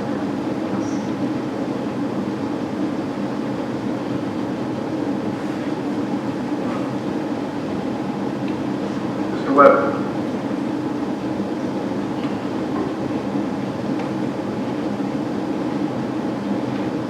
Most of my report has to do with ISAS testing preparation that we did last week. I'll note on there that we did live negotiations in the gyms with the high school kids, which I thought was a lot of fun.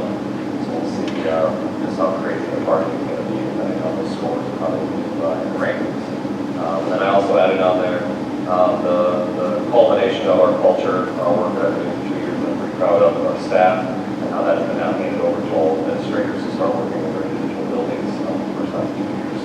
How that culture work as part of the building and staff professional development. And then the last one, I know probably 4 months ago when I first put it on here, it seemed like a long ways away, but May 22nd, I at the ballpark is a school board meeting. I maybe want to think about that date since everyone's going to be there. So we'll also have Coach Douglas being honored that night for the Hall of Fame, so he can come on the his family line. So otherwise, anything about my board report, any questions? And I look forward to seeing some of you join the Rotary Club too.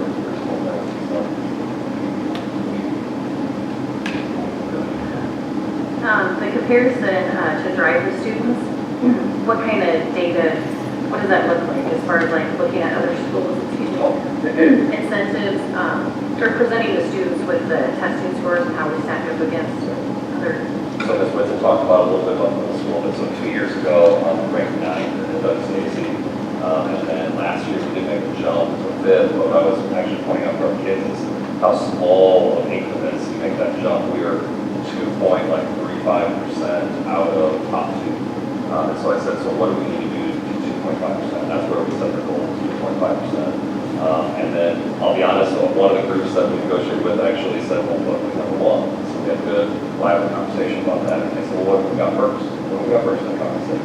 This is a negotiation, let's talk about it. So we had a good time talking about that. But yeah, we did relate to the real score, but then also how we stack it.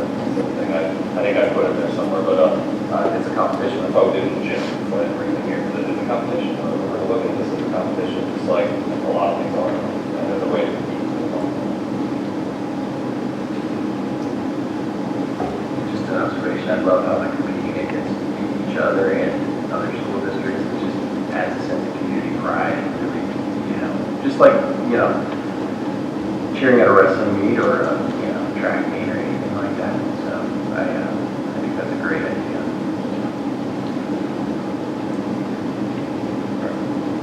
Thank you. Thank you.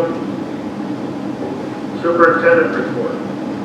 And so every year we look at our strategic plan and do a review and update where we are. This plan was designed in 2019, so I'm just going to take you to our website. This is a page that Wells has been working on and revamping, and I think it's good for public to see this, but it has all of our information, policies, agendas, minutes are there. Just click the black button, you can find it. But over on the right-hand side here are some things that are, I would say, probably pertinent to public about kind of us as a system.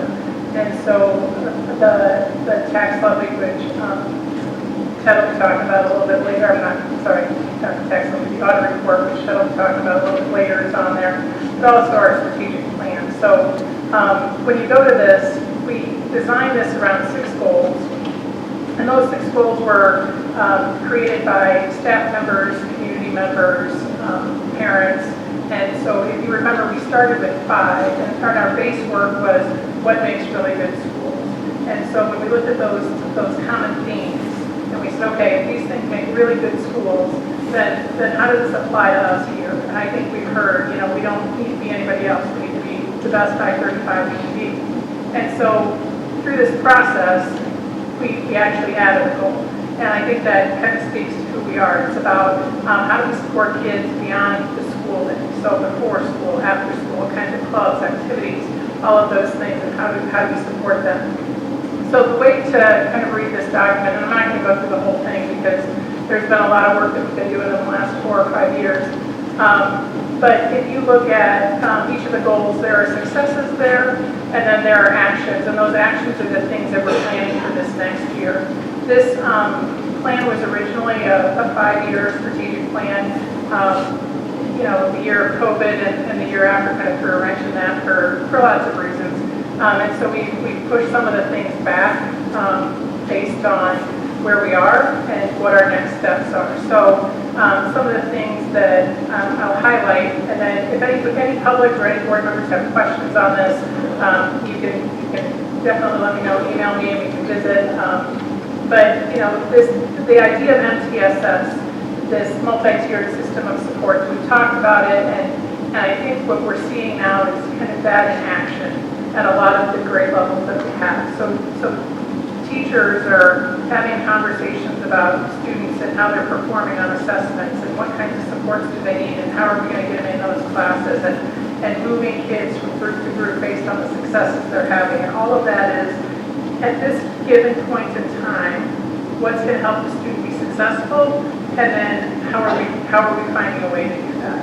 And so that's part of the process of what we've worked on to develop over the last few years. If you look at creating partnerships among family, community, parents, we've incorporated our family STEM nights. We have the back to school program. Both have been very well received. We still do our outreach programs. That's not new, but some of the programs that we are incorporating are. So I talked to Mrs. Seepkis, who organizes our family STEM nights, and they had 150 people sign up. And remember the first one we had, I think 40, and that was just last year. We do those to kind of bring the idea that learning is fun and families can be a part of it, and kind of that community. So that we're pretty excited about and love to see continue to grow. We have we will develop an environment where students, faculty, community members feel safe, valued, and respected. And I think there's been a lot done around mentoring, and that's through our teacher leadership program. We started a mentoring program. Margot and Gina, I think they've been here to talk about how we now mentor our associates when they come on board, as well as our mentors of teachers. And so all of those things are things we do to kind of help people not only know where things are at, right, to make life easy, but also the support when they're having challenges or when they're having struggles. So the mentoring program, I know that last year, Rose Dickinson, our social worker, and Angela Steinlage, our guidance counselor, both started doing outreach to families. And so mentoring new families, if they're new to the community, what resources we have available, just checking in to see how their kids are doing in school and what they're maybe needing support with. So that's another piece of that mentoring and developing that culture that we started in the last couple of years. Goal 4 is about effective learning environments, being fiscally responsible, and I think that's kind of evident in what we present every month in our board reports. But some of the very specific things is actually doing our needs assessment and mainstreaming some of our budget things on Software Unlimited, which houses a lot of things that streamline some of those processes that we have to do. So taking some of those actions have made us more efficient in what we do. 5, develop leadership and organizational effectiveness. I'll say, we've done a tremendous amount of publishing on social media, in the website. We publish a monthly Tri-Corner now. There's a 2-page spread that we do every month to let the community know what we're doing and how they can be a part of, or what we're proud of and what we're having our kids experience. So that's always a good opportunity to showcase I-35. And then finally, the last goal is the one that I mentioned that was added, was extending things beyond just that 8 to 3 time. And so we've seen our daycare skyrocket in numbers. We've got a long-range facility. We've got resources for people to participate in activities that are beyond the school school day. So the student wants to participate in band and can't afford an instrument, we work to get them involved. If students have an interest in starting a club, you know, Mr. Weber visits with them, become a sponsor, what's this all going to involve? So it's having those conversations.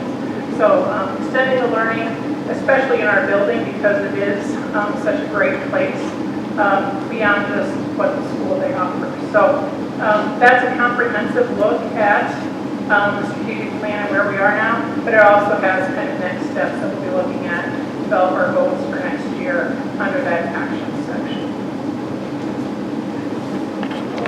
All 6 goals.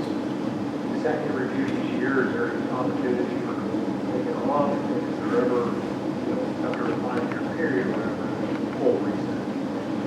Where are we at in that cycle? Right, so the actions on here are kind of the end of that first 5-year plan.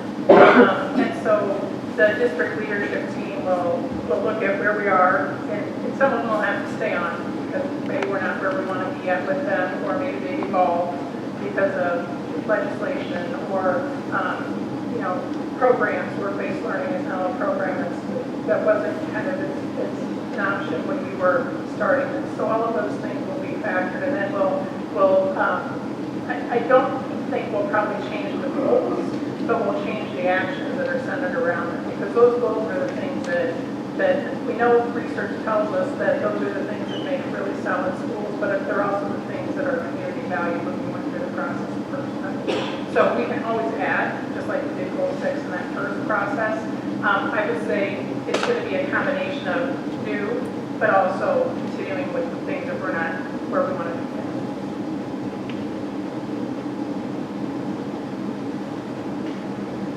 Did you say that this is a plan that's created by the staff and the community and the administrators? Is there a committee that? So when we did it, we had the district leadership team work through it, and then we took to the SIAC committee, which has the community members on it. And so that, yes, in various phases, they all have input in. And when we took it to the SIAC, that's where we came up with the 6th goal. So we presented it to the staff, and that was the original 5 goals. And then when we took it to the SIAC, that's where that 6th goal came as part of that process. So I anticipate the same kind of input in the future. So.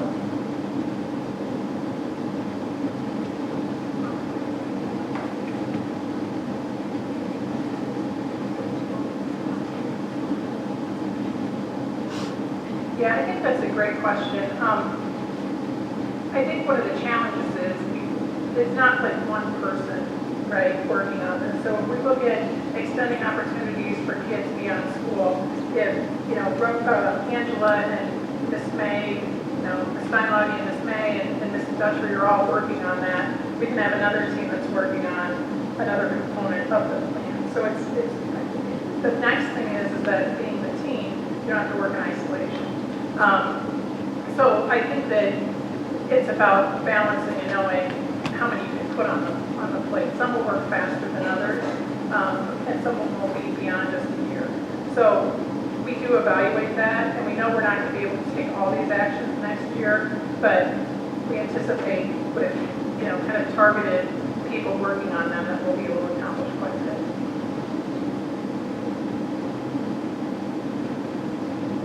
Are there any further questions? Thank you, Mr. Chairman. All right, we'll move on to the consent agenda items. This does require a motion and a second for us to pass the consent items.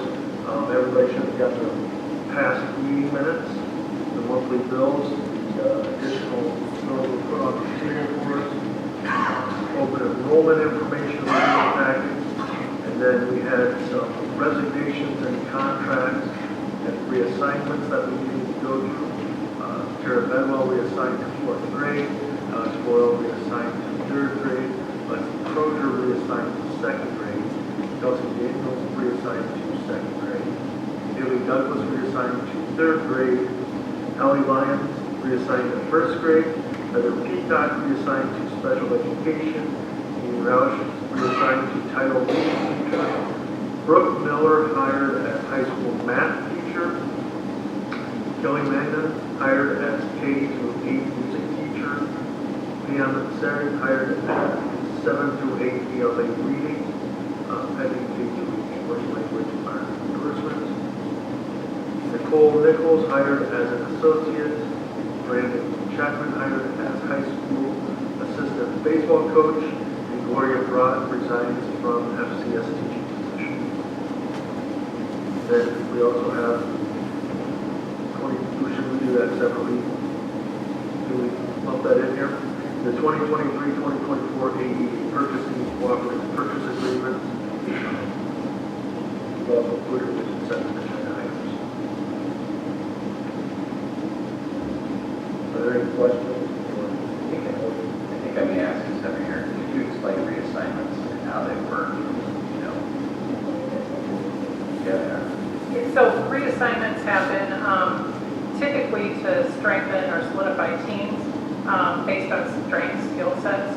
And so I know that Mrs. Woods has worked with her team to try to figure out, okay, how do we maximize the people we have in the positions that are open with some movement. And so this is why we have this many reassignments this year. And it doesn't happen every year, but it does happen to kind of look at teams and strengthen teams. So if you would like, she could probably address that a little bit if you have specific questions. No specific questions, I just was kind of curious about the process. You discussed that with the teachers before you reassign them to the department.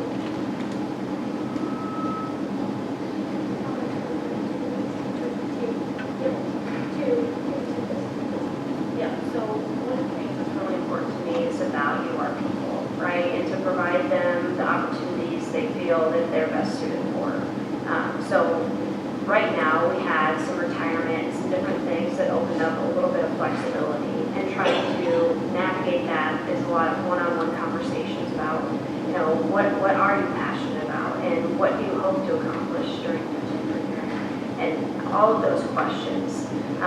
And trying to match that up along with people, right? You don't have to be best friends with your teammates.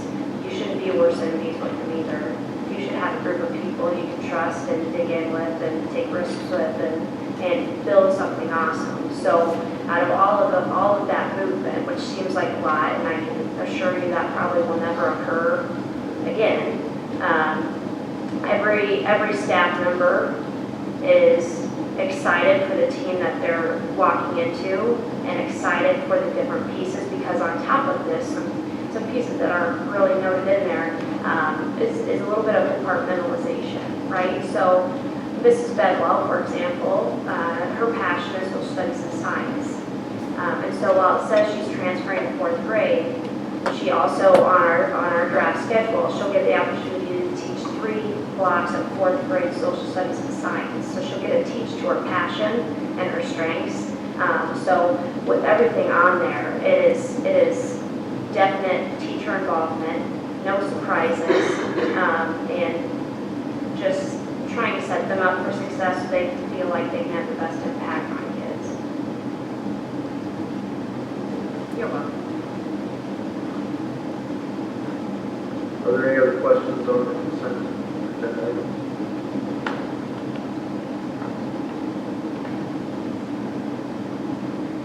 This does require a motion and a second. Let's take action. I move to approve the consent items. Second. Been properly moved and seconded to approve the consent items. All those in favor signify by aye. Aye.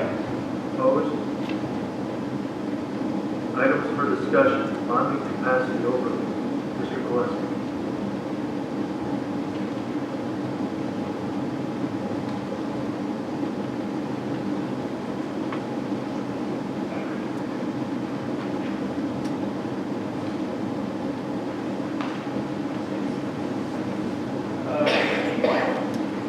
Matt Gillespie, Piper Sandler, Des Moines.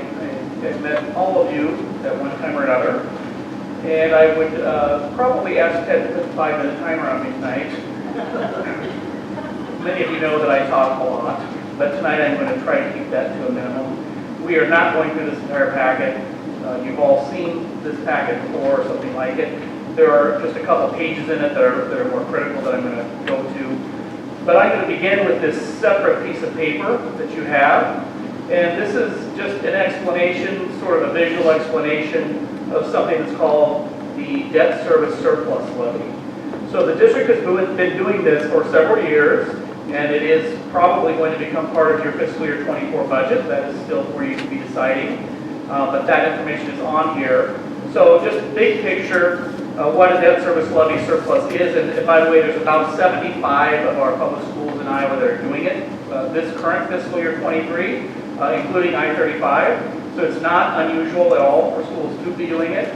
But think of it as a prepayment, basically, a debt prepayment. That's what it is. You have debt, and you have certain payments that are due each year, specified payments, just like your car payment or your house payment or what have you. The district has a specific amount that they must pay to pay off that particular debt. And that particular amount, when it refers to the general obligation bonds, requires a tax levy. So that tax levy may be $1, maybe $1.25, or maybe $3, whatever the levy might be. You have to levy that amount because you have to make the payment on the debt. But you have the legal capacity to levy up to certain limits. Some districts in the state have the levy capacity to go to $2.70, and you have the authority to go to $4.05 because your voters previously, many years ago, gave you that authority. So the surplus levy is just levying some part, if not all of, the extra amount that is above and beyond what the annual payment requires you to make, and going up to potentially that maximum $4.05. And you have been doing that. The advantage of it is that you're saving property owners an enormous amount of interest costs over the life of that debt. You can see on this worksheet in the bottom right-hand corner of each one of the little 4 quadrants that are there, looking at the bottom right-hand corner, that is the potential for you to do a surplus levy in fiscal year 24. The other 3 little quadrants are actual information that you really did do in fiscal year 21, 22, and 23. So in that bottom right-hand corner, basically you can see, and you don't necessarily have to follow along, but the payment that you have that is scheduled and that must be made is $471,000. That's the principal and interest on the bonds that you have outstanding. You have the ability to levy an additional $758,000 if you so choose to do that. And the particular surplus levy is only going in $5,000 increments generally, so you wouldn't capture that extra $3,000 if you were going to the maximum. So by doing that maximum amount of $755,000, so you're basically collecting that money in property taxes, and it's not extra money that wasn't going to be taxed anyway. The property owners would have paid that money throughout the life of the bond at some point or another anyway. But the advantage of it is that by collecting it early, just by you and I being able to make maybe an extra $10,000 payment on our house mortgage or what have you, you eliminate interest that was accruing, in this case, for possibly 20 years. So it can add up to an enormous amount. And what you see in that bottom right-hand corner is that if you were to surplus levy the additional $755,000 this year, the tax levy would still be at roughly the $4.05 that you've been generally levying. So it wouldn't be adding any burden, at least on an annual basis, to what property owners have become accustomed to paying. It's not an additional amount that they haven't been used to. But by doing it, you're saving them $196,000 in interest. You see that in the very bottom right-hand corner there.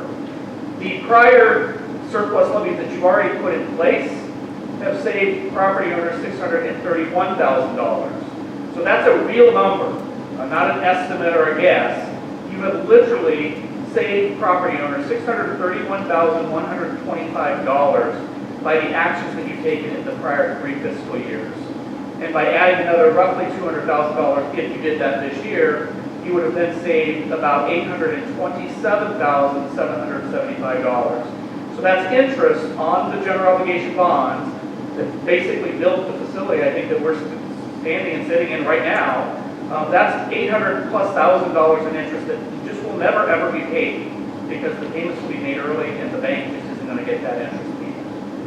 There is an option as well that you can add money to it as well, because the district does have a surplus just sitting in the debt service fund, as many, many schools do, and that is just coming from interest earnings over many years, and sometimes even decades of the property tax money sitting in that fund for months before payment is actually made. You're earning interest on it. That money has accumulated over many years, and I believe, Ted, we don't have the exact number, but it's somewhere between $40,000 and $50,000 right now. There's nothing that the district can do with that money. You cannot transfer it to the general fund, for example, and pay the superintendent more, or give teachers a raise, or hire an extra aide, or anything. The only thing you can do with that money is either pay the bonds off early, or when there are no more general obligation bonds outstanding, and in your case, that may be a long time from now. Even though these bonds will be paid off, it's very likely that the district will need, if you're in a not necessarily growth mode, but an improvement mode, you will probably have a general obligation bond again at some point, which is what we're going to talk about in this packet. So if the general obligation bond is just replaced by another one, that means that that surplus is going to sit there for another 20 years. So what you could do with it is take that money, or most of it, and add it to the surplus levy and just pay off even more principal. The sooner you can pay the principal off, the more you're saving your taxpayers, the sooner you're out of debt, if you don't have more debt later, the sooner the tax levy could go down, or the sooner and more that the school district can bond or borrow again if there is another need. So that's the surplus levy. There's really not any, I don't think that's any action items you have tonight, because it's just part of your budget. But if you have any questions about that, you can ask. Many of you have heard about it before. You've done it obviously here in the district. There are districts that have paid off 20-year bonds, and it's as short of time as 11 years. So literally eliminating 9 years of interest. Fairfield did it, saved over $1.5 million. Johnston School District, the new high school that they have, it's not new anymore, but it's still pretty new. That building will be paid off this May 1st, and their taxpayers will save over $8 million in interest. Much bigger district office, much bigger bond than what you have, but it's very, very meaningful. So Eddie, I think you were going to ask a question. Yeah, does the prepayment still make sense with interest rates rising, or I think it does. Yes, it wouldn't for us to pay down our mortgages right now. That's right. It's different than if you or I were going to take extra money and pay off our mortgage, when we might be able to go and put a new roof on the building or our house. I mean, or if we had an extra, maybe take a vacation or something like that if we had extra money. It doesn't happen in school, right? Any extra debt service that you have available to you, you can't just levy that and go out and build a new building with it anyway. You have to get voter permission to have any bond issue for that kind of thing. So it does still make sense. Of course, in a lower interest rate environment, your bonds, you're not saving as much if instead the bonds were 8% or 10%, but you're still saving money, which is very important, and you're still paying the debt off. So yes, it still makes perfect sense to do it, as long as you believe that the overall levy of the district, not just the debt service, but the total debt, or the total school levy, excuse me, is still, a reasonably acceptable levy of a burden to have on all your taxpayers, which is always a concern for. Everything you do is resulting in some kind of property tax implication, typically, so you're always thinking about that. So then we're going to go to the big packet, and really we're going to look at 2 pages of all. Now you can ask questions about any part of it. As you know, I could talk for hours about this stuff, but you don't want that to happen tonight. So we're going to go to page 27. And by the way, later if you do look through it, and those of you that aren't really that familiar with seeing it, you can always call me or send me an email. I may come back to a work session at some point where we do go over it in more detail. That's perfectly fine as well.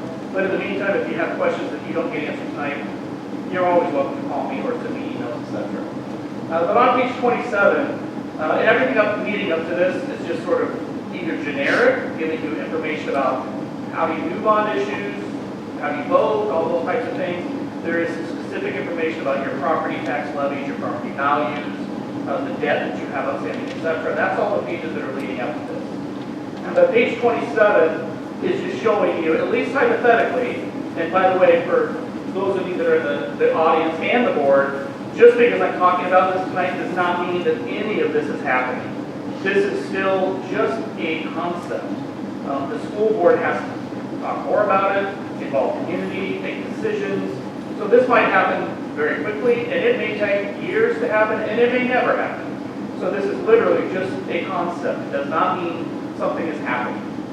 But you can see that there are basically 3 phases, and I think you're probably somewhat familiar with those, but we are going to see those on the next page we go to. And there are basically 3 phases of projects that may happen. And these are infrastructure projects. So these have nothing to do with, the everyday classroom work. This is construction, renovation, building, things like that. So again, you'll see that there's a possibility that you could borrow as soon as this summer. Again, I'm not saying that's going to happen, from sales tax, so there would be no property tax implication for that. And that would possibly fund group 1, 2, and 5, which we'll see what those things are on the next page. And then maybe next year, next summer, next spring, before the summer construction season, borrowing against the voted temple. That also is already in place, so you don't have any voting for that. There's no voting for phase 1 either.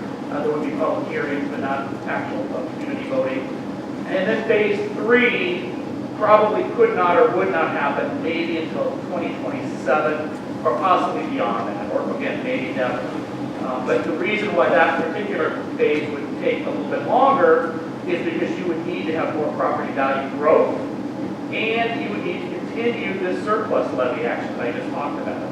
So by doing it in fiscal year 21, 2, and 3, doing it again in fiscal year 24, and then we presume that you continue to do it in fiscal year 25, 26, and 27, that's paying off the existing debt that you have, the general obligation bond, so that you can start a clean slate, basically. If for any reason, and there's not a good or bad reason necessarily to do it, but if that does not happen, the surplus levies don't continue to happen, or property valuations don't grow at some reasonably consistent level, then that means that phase 3 would be pushed out even further. Even if you wanted it to happen in 2027, it couldn't. It would just be a little bit further out.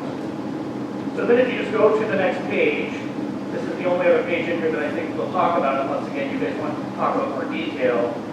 But you see along the top of that, page 28, those group 1, 2, 3, 4, 5, and 6. Those are the existing stadium updates, outdoor athletics phase 1, outdoor athletics phase 2, high school athletics upgrades, high school renovations, and then the daycare community center.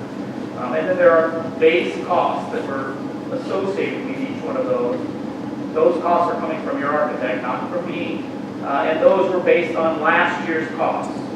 So you're well aware that inflation has been, rampant for a couple of years, but it has reduced dramatically.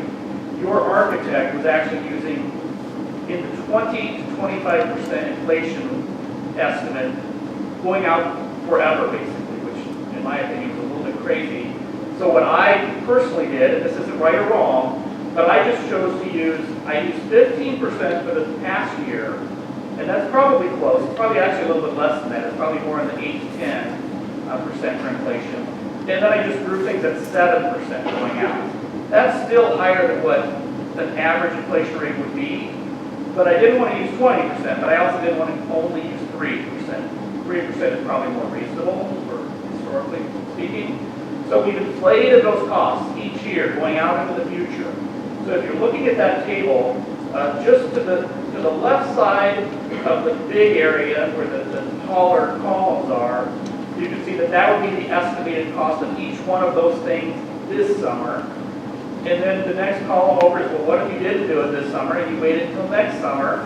We inflated it 7%. Well, then 2026, 2027, etc. The only reason that on the far right that none of those keep getting inflated is because, at least under this particular plan, you will have completed all those things at that point, except for option number 6. So therefore, we kept inflating that one going out even further. We don't know when option 6 is going to happen, maybe never, or maybe, and there's some notes down below here, it's possible that phase 3, which is a very large ticket item, maybe the board could choose to flip-flop those things, depending on what you think is more important or what's going to bring improvement to the education and experience of students, more importantly, quickly, whatever the case is. So just because I have shown you that phase 6 would be off the table into the future, That, nobody told me that. That's what I just did as I went through the columns, trying to get things to fit within the quickest period of time.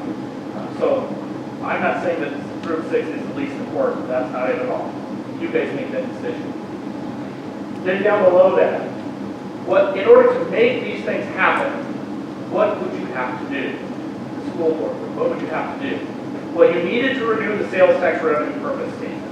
You did that. You did that last September at an election. So that gave the school board the authority to use sales tax, spend it, and borrow from it if that's what is needed, all the way through 2051. Until that election had been authorized by your voters, you only had the legal authority to continue spending and or borrowing through 2031. So you can imagine if you or I went out and just borrowed money ourselves, and we had to repay it between now and 2031 versus now in 2051, the amount that you could capture today is a much smaller amount.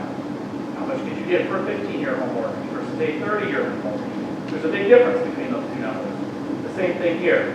So you needed to get the revenue purpose statement extended, and you did that.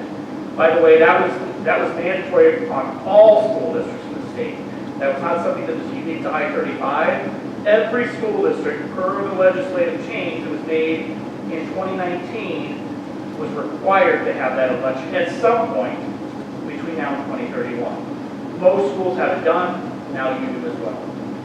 And the other thing, you need to renew the vote in Pebble in order to borrow against it, if that becomes part of your plan. In order to do that, you have to have an election. That's a community election, not a school board, not a board election for a board vote. That takes 50% approval to implement or renew a vote in Pebble. And you could have that election, you could have had it in March, you did not though. So you could still have that election this September, or this November, or March of 2024. Now, of course, you can have it beyond that as well, but you need to have it probably one of those 3 dates in order to have this timeline unfold the way it's detailed here. And your vote in Pebble is going to expire anyway in a couple years, so you probably need to have the election soon, even if you don't borrow against it, even if you don't fund large projects. Just to know, to be able to sleep at night, so to speak, knowing that the district has that revenue stream for an additional 10 years. That particular election, if it were to fail, does not require a 6-month waiting period. So that's important to know. So if you had it in September and it failed, you could barely, but you could actually have it again in November. It's only a couple of weeks to get the notice to the county auditor, but you could do it. But more likely, if you had it in September or November, because November, of course, you're already having a school board election, if it were to fail then you can bring it back in March. And then you would also need, eventually, to have another general obligation bond referendum. So that is going to take a vote with 60% approval. That's the same thing that you're just now paying off more quickly, the general obligation bonds. So you'd be replacing that with a new bond to fund whatever it might be. Again, it could be Group 3, Group 6, whatever the board might decide is most important. You could have that election, again, 60% approval. It does require a 6-month waiting period. So that one is much more important that you're contemplating when are you having the election. Because if it were to fail, let's say that you have that election this coming September, and it fails, so you don't get 60%. You cannot have the election, another election in November. Obviously, November is within 6 months of September, but you also cannot have it next March. Because the way the election dates are working, it's the second Tuesday of September, but it's the first Tuesday of March. So there's 1 week shy of a 6-month waiting period there. So if you have an election that's this September, and it fails, or November, you cannot have another election until next September, which means you would have bypassed the entire 2024 construction season. Now, the way this plan is worked out, you wouldn't be using that general obligation bond money to build something in the summer of 2024 anyway, because you'd be doing the other things first, probably. So that would give you sort of, I don't want to say the luxury of time, but maybe the cushion of a little bit extra time. You could still have an election this fall if the community was educated and prepared for it.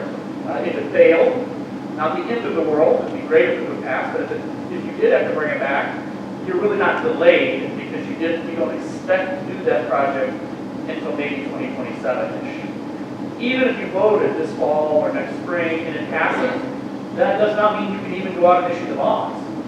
Yes, legally you have the authority for the voters to do that, but you also mathematically have to have the high enough property value, low enough interest rates, etc., the combination of those things, and have the existing debt you already have paid off. All of those things have to work together in order to get to the point where you can actually issue those bonds.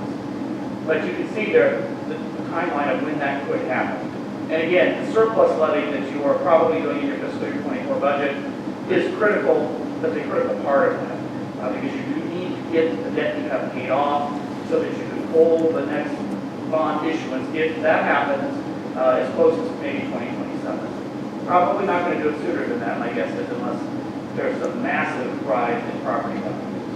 Which is not, by the way, when it just happened, because we all know that our assessed values are probably going up significantly this year. At least I know in Polk County, and I think it's pretty much across the state, our property values are probably going to be, in the assessed value, maybe rise 20 to 30%, which is a massive increase. However, that does not mean that the taxable value of the property is going to change much at all.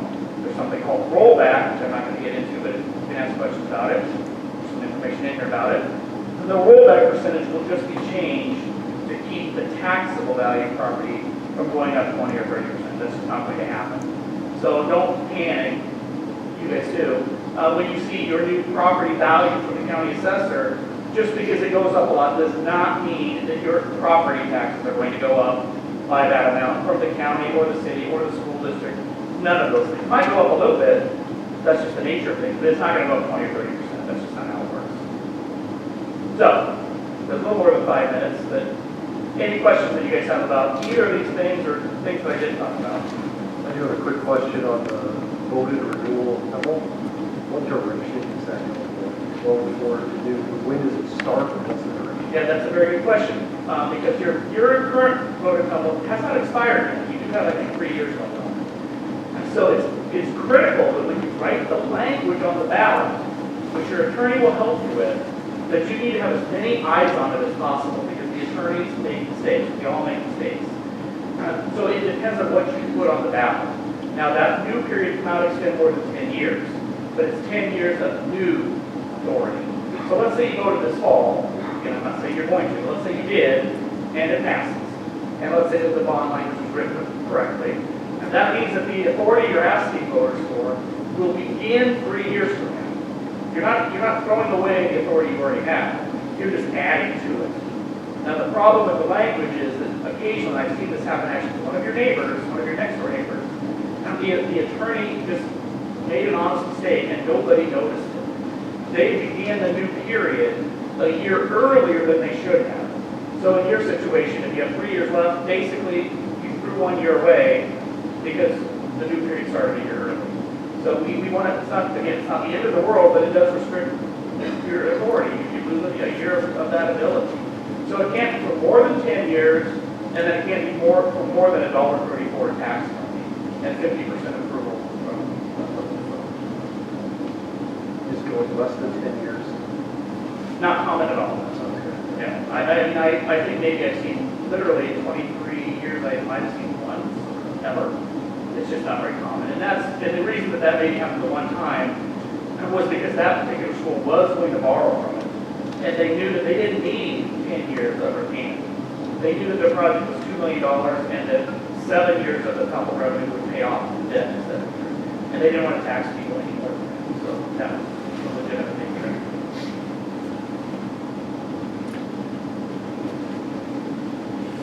Just one quick word of clarification on page 28. The gold represents the year in which we do it, right? So that's how we stagger, at least for this illustration. Yeah, I'm interested to ask you a question about that. Do you see that as gold? Is that gold? I only ask because I'm colorblind, and I think it's orange. Okay, you're colorblind too, Eddie. Yes, you are correct, though. That shaded area is when I just timed it. It doesn't mean that the board said that's when it's going to happen. I just chose those dates because it would mathematically work. Yep. And I've got plenty more faults than that, Matt, stick around.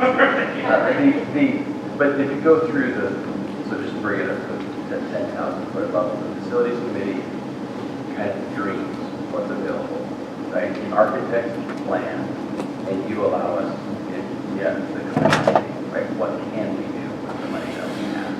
So these are all just a part of the planning stage. You're coming in to help fill in the gap. Yeah, that's right. So our role is not to tell you that you need to do something. I have no idea what this district needs. I do not live here, my kids don't go to school here, and I do not pay taxes here. So I don't care what you do or what you need to do. That's for you, these people, and maybe your architect to decide. And I would say it's not really for your architect to decide either. It's your architect's duty to tell you how much it might cost, what it might look like, and how they design it, but you tell them what you want. My role is just to say, can you fund that? And if you can't, how might you get to the point where you could fund it if you and the community chose to do it? Very good. Thank you.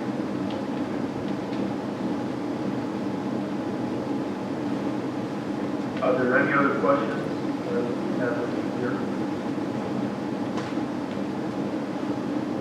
If not, thank you very much. We appreciate the information. And I look forward to the next time. Thank you. Thank you, guys. Thank you. All right, that moves us on to the long-range facility plan. This does have an action associated with it, so it would require a motion and a second for us to take action. So, yeah, I'll explain this a little bit because it's too bad Matt left because the architect is now going to be here. Rick Seeley I was is here. trying to give him some time. Yeah. Rick Seeley is here from OPN Architect Services, and over the course of the last 18 months, we worked through our long-range facilities plan, kind of what our ultimate goal is for where do we want to be in 5, 10, 15, 20 years, and we had input again from athletes and parents and community and coaches and staff at the buildings. And so we worked with OPN Services for the last, I would say, 12 months or so to kind of give us an idea of what that vision could turn into, what it could look like. And so because this is a multi-phase, multi-year, process, we wanted to start looking at what the possibilities are. And so what we're asking for is approval for OPM to be our architect through this process, at least in phase 1, right? We still have some pretty big decisions to talk through, and I'm going to let Rick talk a little bit about that. I think we're going to give you kind of a glimpse of what a timeline could look like to see how this could all work from the architect perspective. We'll probably have a work session with Matt, and I wouldn't be surprised if OPN is a part of that, just so we can have everybody at the table talking through how this could work. We did have community input from this. There was a lot of support for the direction of these different phases of the long-range plan. So the approval tonight we're asking for is to use OPN Architect Services for this project. I'm going to let Rick come up and talk a little bit about the timeline and answer any questions you have before we do that. The actual contract for services we'll do when we actually figure out what phase 1 is and when they start designing that. So he can talk a little bit about that as well. This is the crazy inflation guy, right? Is that what we are? Crazy inflation. All right. You're a local president of Crazy Architect. I'm going to try to describe all this to you. Please feel free to ask questions. This meeting may be a little confusing. You've had experience, obviously, with improvements here in the past. You've done that a couple different ways in the past. Maybe touch on that as well. This period, or this next set of improvements that you're looking at, you also have another option to consider. So you've all seen the master plan that we prepared. Matt talked a little bit about the various groups. He's right, he's the money guy, and I'm going to work to meet the costs that you, or budget, I should say, that you identify, and then we will work to see how much we can actually accomplish with the master plan, then phase 1, and then as we go forward,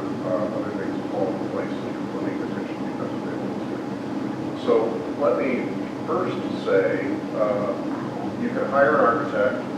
You can do that tonight or whenever you're ready to do so. And that is the design team. We, as the architect, then take care of the architecture. We typically have other consultants behind us, like mechanical engineering, structural engineering, etc. So that all sort of flows down under our contract, we contract with you, the district. So you, the district, have a design team over here that you contract with, and we have some consultants that do the engineering with us and assist as well. That's the whole design portion, and that's the portion that you're really talking about releasing, potentially releasing to us tonight. The other side of this is the construction side. So once the project is bid, you have 3 ways to bid a project, and I'll talk about those in a minute. Once that project is bid, there's the construction side. And that construction side can have different makeups, but in general, it will have multiple contractors. Sometimes there's a single general contractor that is basically holding all the other contractors' work under his contract. They're the subcontractors. But in general, that gets structured in a couple different ways. So what we're talking about this evening is the contract to start the design. That works through 3 phases. So the first thing we would have is schematic design, which really allows us to shape the project and start to make sure that it's in alignment with your budget. There's a second process called design development, which actually allows us to get that further check costs with you. And the third is called construction documents, which is actually what everybody thinks architects do, only do, which is the plans and specifications. Once those 3 things are prepared, you send it to bid, and obviously you can start construction. So what you're able to do this evening is release us on the first portions of design, so that can be through schematic design and design development, and that's what I would at least suggest.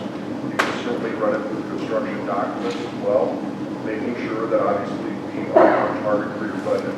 That's perfectly fine to do, and at that point, if you chose to go no further, you can put that on the shelf and still bid that later. But those are your choices that you can make this evening to have us help you. Now, one of the things that is unique about the decisions that you're actually starting to make is the contract that we would use with you may change depending on how you want to do the construction delivery. So we can certainly go through the design portion our way and ship contracts to make sure that it matches and can coordinate what the contractor is going to expect. Everybody with me so far? Okay. So the design side is what you're talking about today, and then I'll touch on what our choices are in the future, and you may have some questions about what's best to consider, in terms of basis or proofs that you're considering. There are 3 methods to actually bid the project. One that's most often used and perhaps you're most familiar with is called design, bid, build. We designed it, we're bidding it, they're going to build it. So that is the most traditional way to deliver a public project. It's done for private projects too. That's the most traditional way to do that. In that scenario, you bid, one general contractor gives you a bid. You award to that contractor, and then there are subcontractors that are under. That general contractor holds a contract with the school district, not with the architect, with the school district. With the architect and the contractor's contract have to coordinate to make sure that we understand what they're doing what. Okay? All right. The second way to bid a project is called construction manager advisor or agency. So it's often referred to as CMA. We've done that as well. This project was built using CMA. Construction manager advisor was, until now, the only other way you could bring in early assistance from the construction expertise side before bidding. It's a very good way to go. The difference is, instead of that general contractor over here holding all the contracts, they are going to sit over here as the construction manager, hold no contracts, but advise you on how you will hold all the subcontracts. So you are playing the role of the general contractor, the construction manager is out there advising you, and it works very well. And the other advantage is you get early feedback from a constructor, construction manager, who can help you cost and make sure that you're not only thinking about costs well, but you're also thinking about procurement and lead times and other things so that your schedule can fall into place pretty well. It's very good for complex projects like this one, because if you think about all the phases we had to get this built and what had to happen within the school, it's an excellent way to get all that planned out. So that's the second way to do some things. The third way is new, and it went into effect last July. And what it allows you to do is basically do something that's called construction manager at risk. The difference here is you have a construction manager. Before you bid the project, you're actually bringing them on board. You are letting them compete, and they come on board early to assist in the previous way just described construction manager agency or advisory work. That contractor then, that CM who's now at risk, will still, in this case, hold subcontracts, and they can also perform portions of the work themselves. Now, there's some pretty interesting guidelines on how all that has to happen, but it ensures still there's a way to bid this, but you get the advantage of bringing in a construction manager really. Okay? What's the difference? What's best? First, let's go to the very first option, design, bid, build. That option, basically, you have very little choice. When you open bids on bid day, if they are bid budget, you are most often awarding to the lowest bottom dollar contractor. That isn't always a great thing. In fact, it can cause some real problems if that contractor is not a very good contractor. But you don't have much recourse unless you have experience with that contractor and can reject that for other reasons.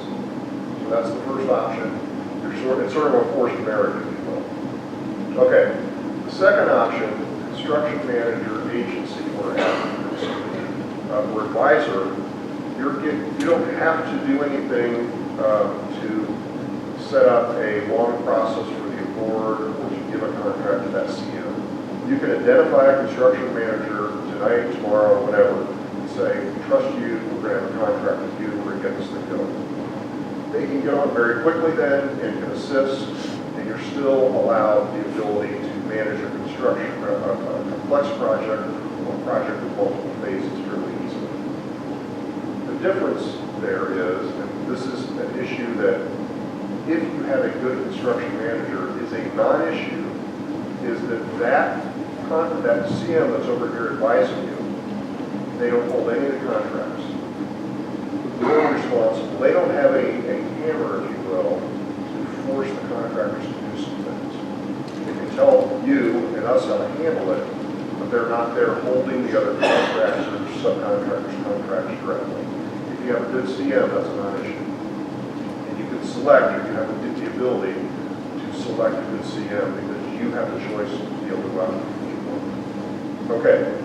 The last one then is another way to actually do a CM, but you, for all practical purposes, have to go through a selection process.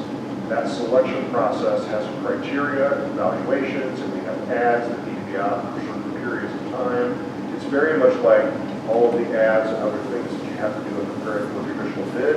That's like now you're basically going to put in place a process to award a CM, a CMR.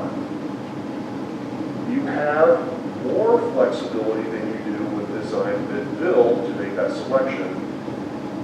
You have less than you do with a CMA. You have a set of criteria you're going to evaluate them on, including fee, and you can decide which portions of that you're going to use. But you have to do an evaluation, you have to publish the evaluation, and frankly, you may get a CM that you might not like. So it's still a bit of a risk in terms of portion errors, but it's certainly better than design, bid, build in that aspect. All right, that was a whole lot of me talking, and I saw a lot of heads nodding yes, but how can I help you maybe understand any questions you may still have? So got to decide before we're going to design. No. We're just talking about design. So Correct. those three options you just gave us are options to decide. Right. How do those relate to how we would design your contract today? Great question.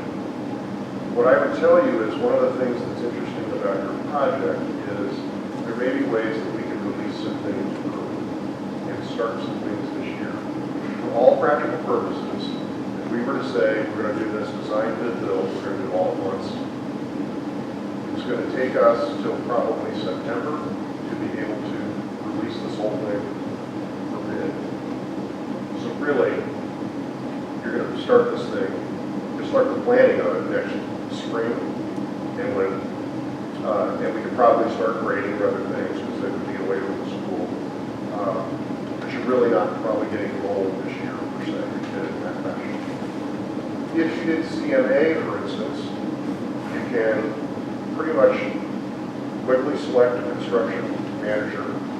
We can start to work with them and start to budget. They can help us with some of the phasing, and potentially you could do some things like release the science portion of the improvements early. That's a long shot, to be honest. Unless you've got swing space, we're going to start late in the summer with construction. We really got aggressive, but we're still going to run into the school year. So if there's swing space, we can still potentially try to figure this out a little bit.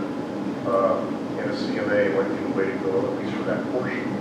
You then might want to transition to another type of delivery for the rest of phase 1 and 2. So you've got a couple choices that we can start to make as we get a little deeper into this.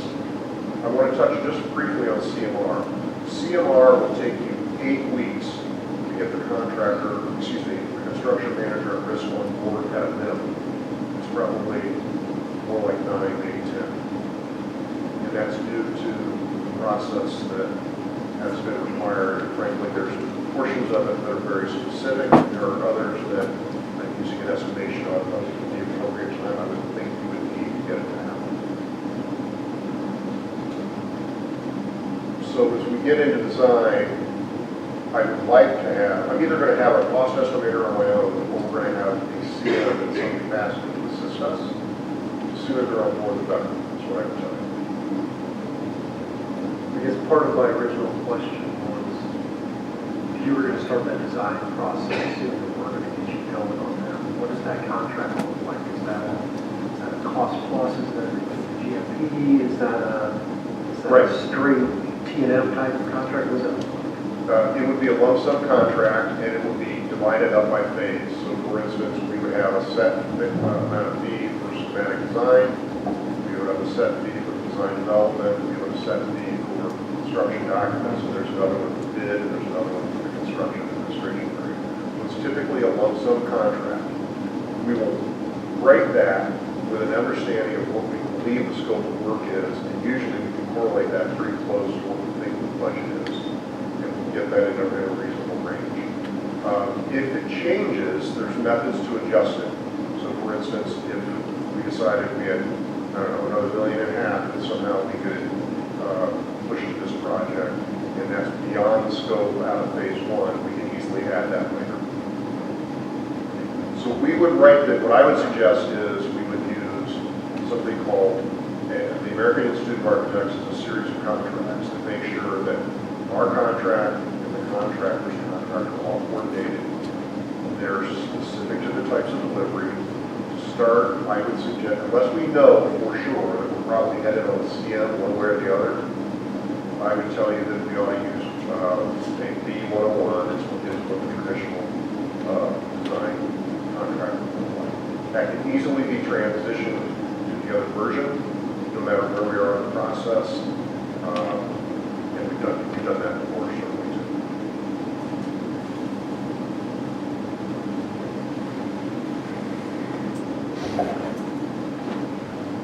So, I think I understand a little bit of what you're saying.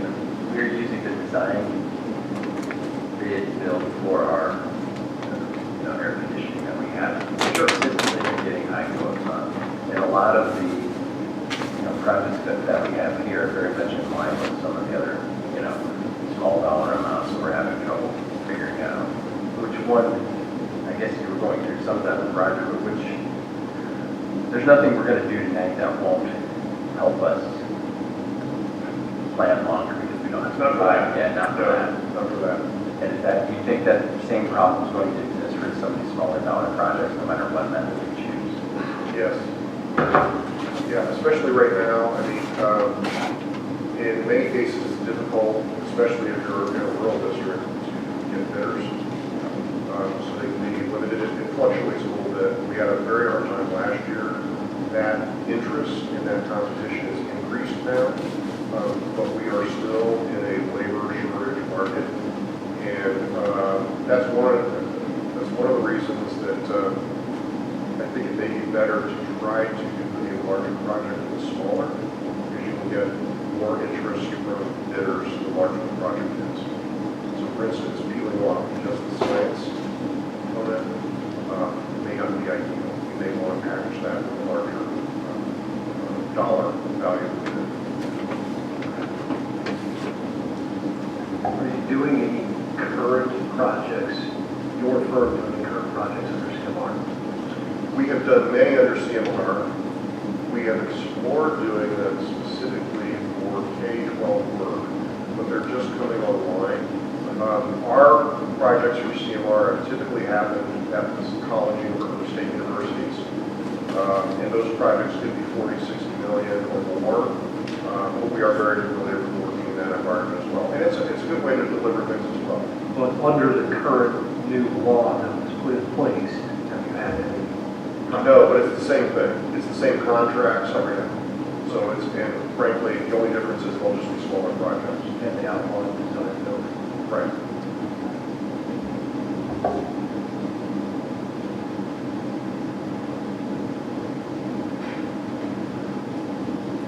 Rick, the last project we did, we did it under the CMA. We did a CMA, that's correct.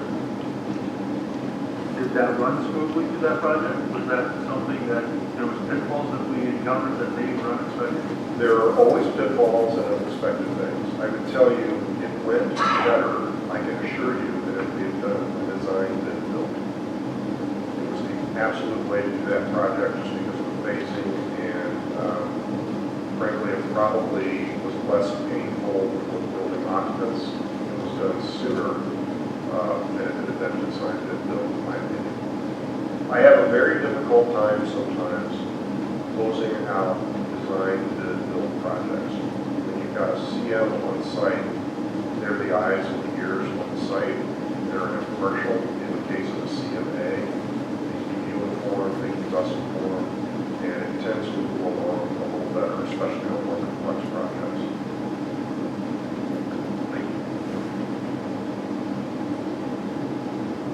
I have any other questions?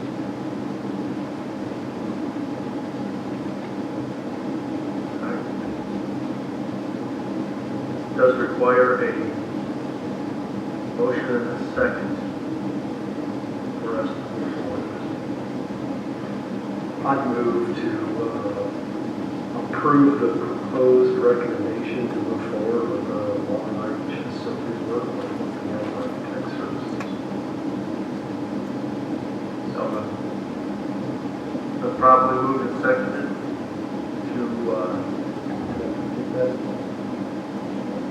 I do.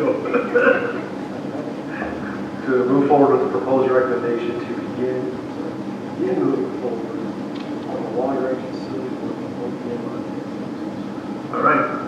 So properly moved and seconded. All those in favor signify by aye. Aye. Aye. Opposed? Thank you, Rick. Yeah, certainly. Sorry, we have been long. Thank you all. I very much appreciate that. I will, sure, this might be some, Matt's comments on the escalation, they don't match ours. So you get that on the same page. I think we had 8 this year, 6% next year. I don't know whether this is there.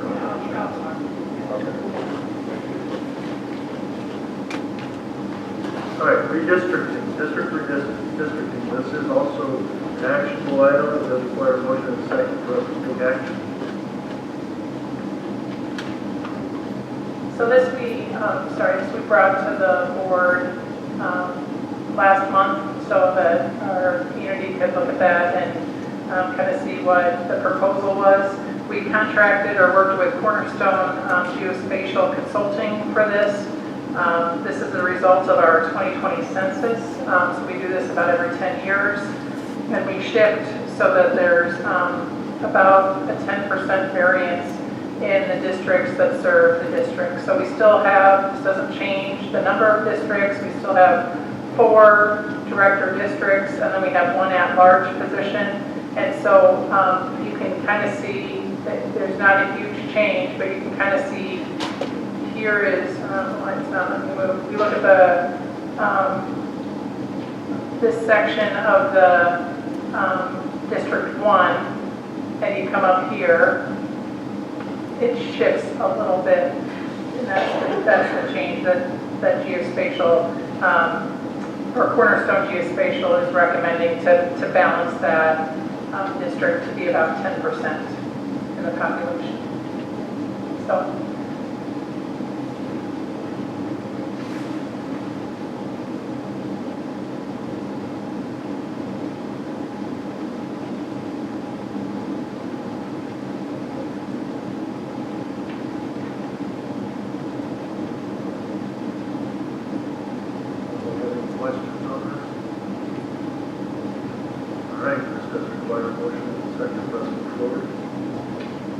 I'll make a motion to approve the District 3 listing.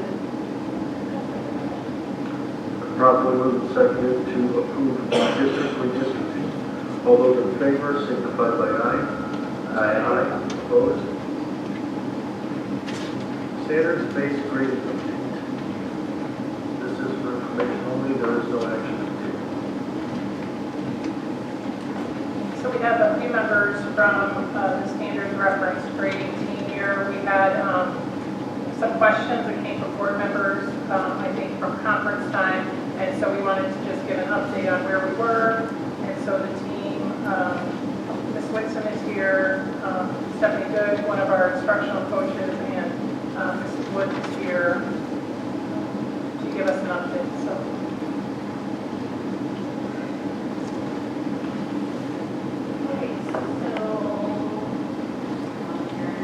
Can you guys speak really talk to the microphone because she's recording? Sorry. Thank you. So first thing we're going to start with here are the district goals for 22-23 school year. These were our district goals this year, or part of, I should say, our district goals this year is to continue strengthening core instruction. And really the work that we've been doing for standards reference grading is all about strengthening our core instruction. So a little bit of the timeline that we've been working with, we really started this process in the 2020-2021 school year. We started training staff for extraction during that school year. We also began using different philosophies like allowing for retakes in 5-12 classrooms during that school year. And ELA, our English Language Arts program, also started piloting standards reference grading during that school year. In the next school year and the following one, ELAs continue to pilot that program the whole time. And during that time, we have formed a standards reference grading committee to also help get our staff ready for full district implementation. We've been working a lot in our PLCs to work on core instruction things like unit planning and our scope and sequence process. And we've been utilizing PE to work on our core instructional practices. Those are things that teachers are doing in the classroom as well. We have held some Q&As along the way for community and sent out parent communication along the way as well. The plan is for full district implementation of standards reference grading in the fall of 23.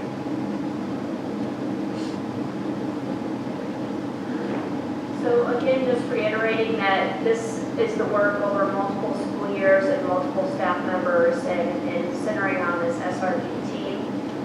We have a couple leading initiatives or documents that guide the work. One you see here is our core instructional practices, the one on the left. It really goes back to all of the things necessary to support both core instruction, or when we say core instruction, that means that anything a student is going to get in general education class. You know, in elementary, there are core social studies standards and core literacy standards, and those are taught in a core class, right? And then when we start talking about TSS, which is not really touched on in this piece, but it starts talking about those interventions or extra supports and or enrichment that students need to continue on. So as you can see here, most of the work, there's a massive amount of work going on, and building and creating, and standards reference grading is just a tiny little piece of that larger puzzle. And on the right there is our continuum of learning. Again, a staff team put this together through professional development and collaboration to really guide the work that we're doing.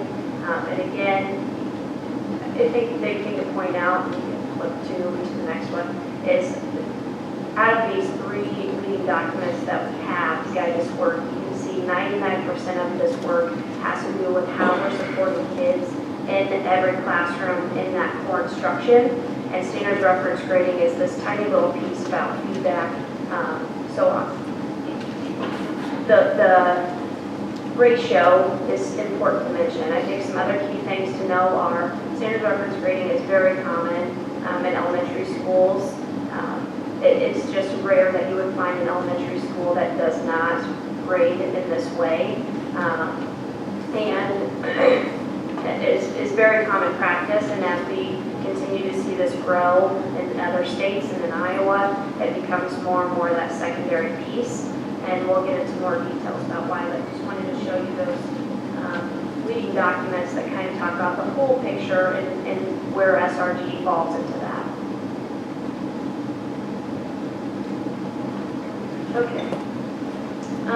So a lot of questions about what's the difference between standards reference grading and traditional grading. So I will read you every word on paper. Here we go. Traditional grading is 1 grade is given per assessment, even if many different standards are tested. This means, you know, when you get a math test and your teacher hands that back to you and he or she puts, you know, 85 out of 100. That is what that's referring to. So even though you showed lots of different skills, it's not comparing the gap that was that 15 points you lost, or what skills you do know and what skills you need to actually practice. It's based on a percentage system. Criteria used to determine grades are not always clear. It uses an uncertain mix of achievement, attitude, effort, and behavior. Uses penalties and extra credit that distort grades. Everything goes in the grade book regardless of its purpose, including homework or practice work. And grades are calculated using an averaging system. The worst grades averaged with the best. And the teacher calculates the grade and announces the decision to the students. What we're looking for in a standards reference initiative is that performance ratings are given per standard, even when assessments contain multiple standards, that they're based on specific criteria by defining what it looks like to be successful on the standard. Rubrics are utilized for assessment feedback. Measures only achievement on the specific standards and skills. No penalties or bonuses are given. Selected common assessments. And when we say the term common assessment, that means, you know, in an elementary land, every 3rd grade teacher is providing the same assessment to every 3rd grader. You know, I don't have my own assessment. You know, whoever has their own. It's common ground so that we have common conversations and also common support for the students that aren't there yet or that are past that skill. But anyway, selected common assessments that can include formative assessments, projects, test papers, etc., are used for reporting progress for many opportunities to demonstrate growth. Emphasizes the most recent assessments more heavily to demonstrate learning that has occurred. It does not penalize students for the learning process. Maybe it would be unfair to judge pre-assessment or early assessment when students are just learning and developing the skills. And lastly, the teacher discusses progress with students and provides feedback on learning through goals throughout the learning process. Again, this is already fully implemented at the elementary for an unknown number of years. The big difference, or the piece that maybe needs some light on it, is that 912, there's a passion in the community to continue making sure that students receive a letter grade and to continue making sure that there's a GPA calculation, right? So that adds some different elements to the high school where pre-K 8 doesn't, necessarily need those things, and so it's a little bit different between those buildings. Go ahead, Sharon. So along this path, we sat with our entire district and our SRG team of staff led a professional development session and had the staff kind of really dig in. So on this slide, you can see what the teams are after in the various buildings as they continue on this journey towards SRG. So I'm not going to read those to you, but those were created by the staff, and they did a great job. Okay, this is where this high school variation comes into play. So that column on the right is unique to high school. Okay, everything else, the first three columns are pre-K 12. And what this does is kind of unifies everything. It gives us a depth of common knowledge that we can talk about as staff, and pretty solidified direction. The only variation I would say is in early learning. There are some standards that are more memorization based. So for example, this student learned 14 out of their 26 letter sounds. Well, it's really hard to show advanced, demonstrated in-depth understanding of the learning goal when it's a memorization type of goal. So in early childhood, you may see some more of a yes or almost, or yes or not yet, kind of that skill level where a 4 is not simply attainable, so it's not necessarily appropriate to have that on the scale. So if you flip to the next slide. Yep, so we pulled some grade book excerpts here of current SRG. So currently, Pat's Elementary, this is implemented in 5-12 ELA courses and has been for multiple school years. So these are excerpts from high school grade books, okay? So this is showing you 3 different students and what they've compiled on these specific standards. So if you look at the top student who has a D-, you see that there's 5 standards that student has been assessed on. There may be on L10-1, language standard, 10th grade, standard 1, there may be 3 or 4 or 5 or who knows how many practices or assessments that are built into that final score. So that score you're seeing is everything that's been put into the grade book for that standard. Same thing with RL 10.6. So that would lead you to assume that that student has turned in 0 effort of any kind based on the grading scale on that particular standard. That student has mastered 10.9 at grade level.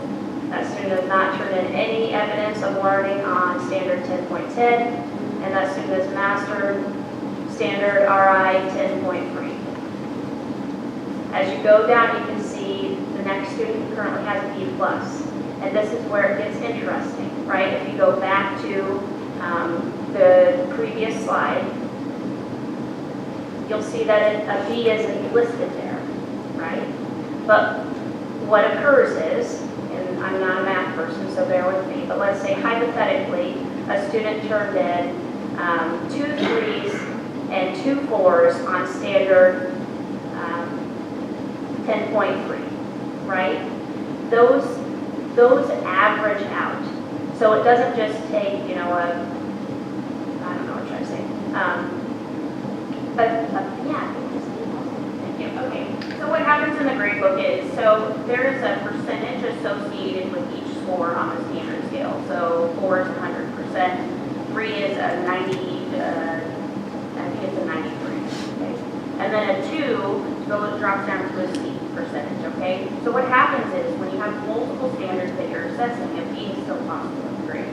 And I think that's a point of contention for some parents because they don't understand how it's working in the grade book, okay?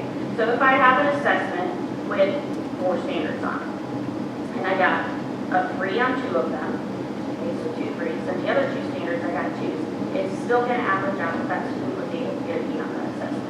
So the B is still there, it's just showing different levels of understanding. If you go back to our standard scale one more time, you can see there's a reason for the jump between 2 and 3, okay? So a 3 is the student is proficient, they know those things. But a 2 is they've only demonstrated some of those skills. They're not all proficient, they don't have all the skills they need, resulting in the lower letter grade that you see there for the 2. So that's how it works in the grade book for standards reference grading as well. Okay, so we'll go. Oh, yep. So said another way, I mean, basically with multiple observations, it all comes down, right? Yeah. Because you're gonna have how many times do you observe a grading for most elementary kids? Probably 100. Right. I mean, I don't know. I threw that out there. Yep. And so whether you're using a scale from 0 to 100 or 0 to 4, it's going to be out. Correct. Math is just of that. Yep. All right, thanks.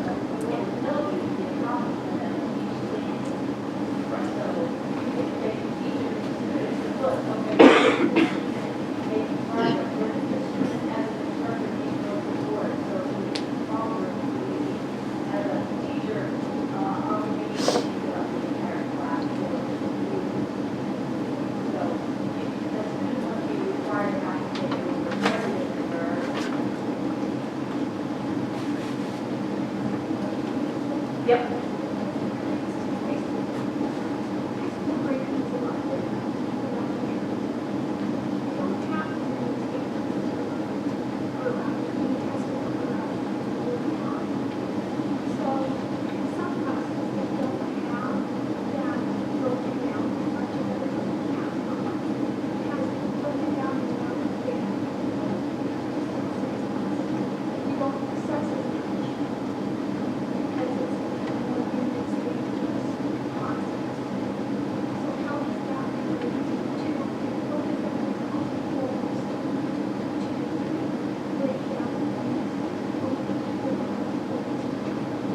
So we have actually done a lot of work with standards. So if you pulled up any content standards, there are a ton of standards, okay? So we've done a lot of work with determining power standards for each content area. And almost every content area has those listed out. On average, we have about 10 to 15 power standards per course per year, okay? Now, in ELE, for example, in high school, it's going to be much more to assess standards multiple times because, are you reading at grade level? You can assess that all the time. In science per se though, the standards are much more content driven. Okay? So I may only have one unit over a particular standard. But what happens then is there are opportunities for reassessment for the kids. And what happens in high school is some of that goes back on the kid. There has to be some learning that is taking place before that reassessment is allowed. This isn't a come in, I don't do anything on my assessment, and tomorrow I'm going to reassess. That's not how this works. There has to be some learning taking place in between the initial assessment and the reassessment for the student. So what that looks like, though, could be different in each course in high school. That's kind of up to the teacher to determine what that looks like.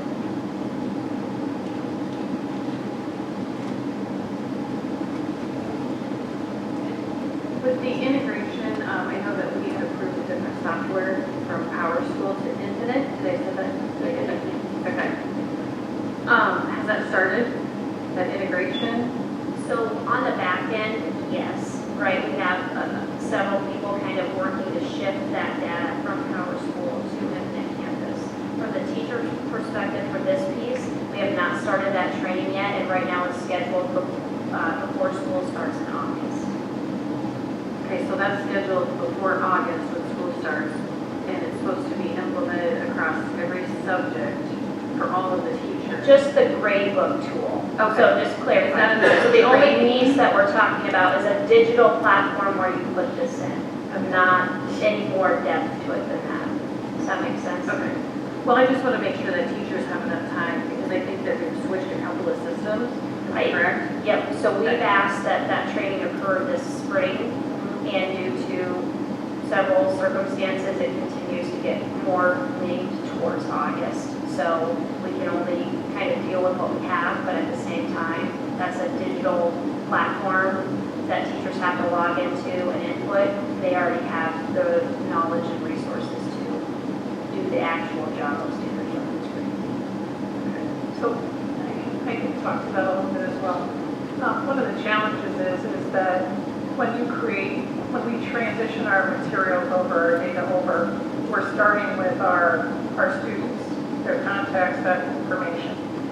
We're not going to put in our classes from this year because we're going to finish the year with Power School. So we're not going to put in the classes.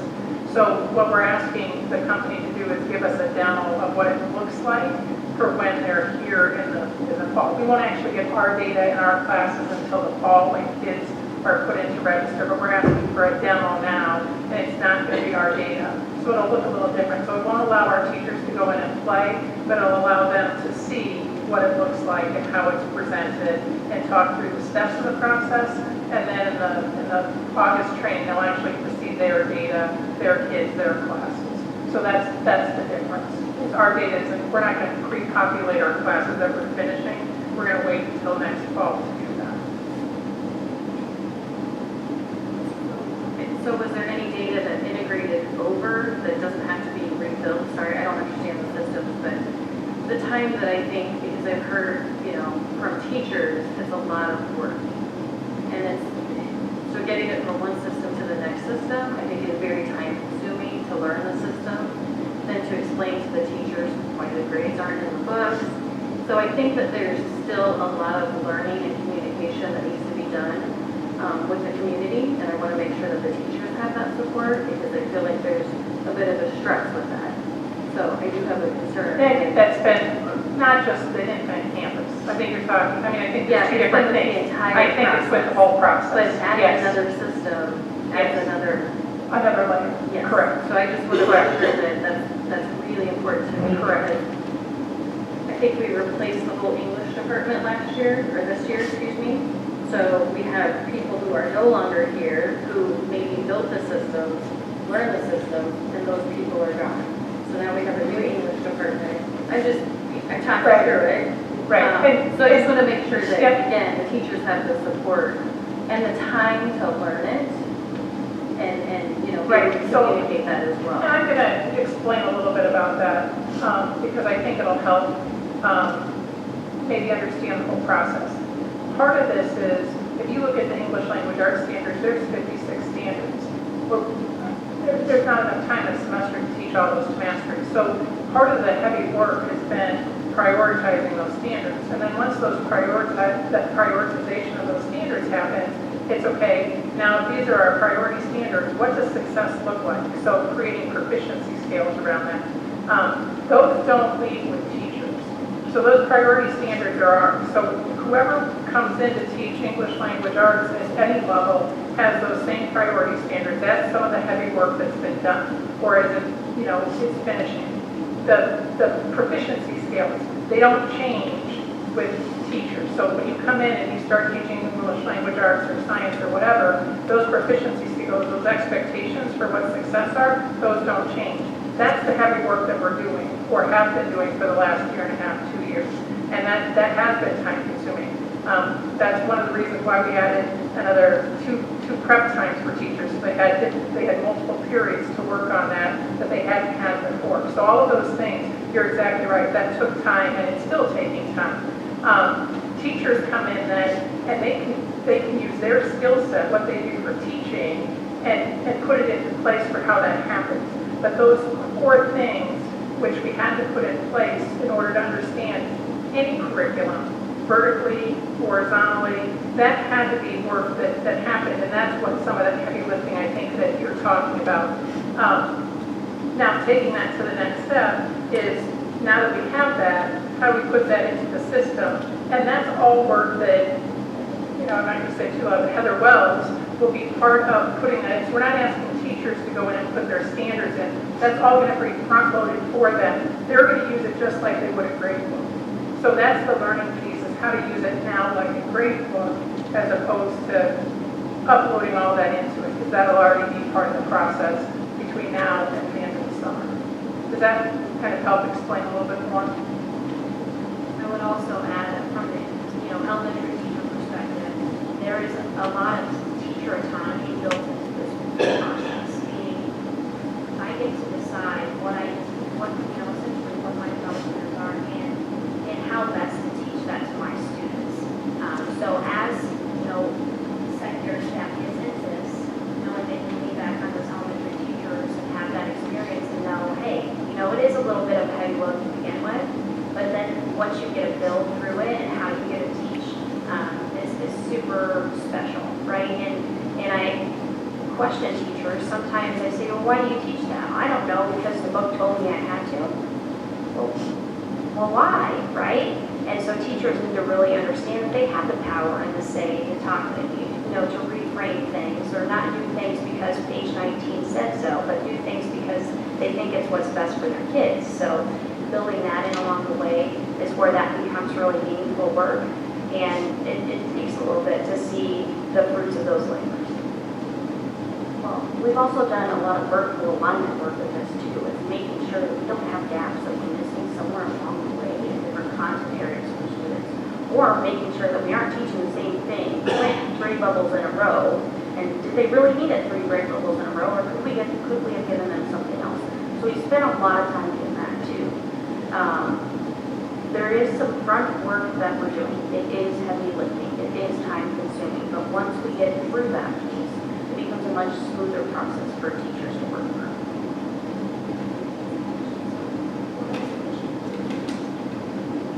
We are pushing it through very fast at all. The recommended time frame was 3 to 5 years to implement, and that's we're right on track.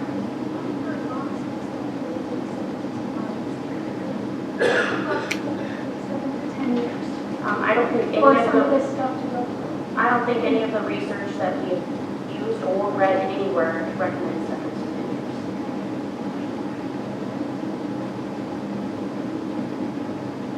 Do you think you said your students have to do that? My students go here, so I would never want to do that, ever. School is a big priority for my husband and our own kids. So no, I don't think we're setting them up for failure. Do I think that are we going to really see what students know? Absolutely when we do this. Will there be a dip in what grades are? Probably. But is that okay if we really know what students know and don't know, and then we can move forward and give them the skills that they need?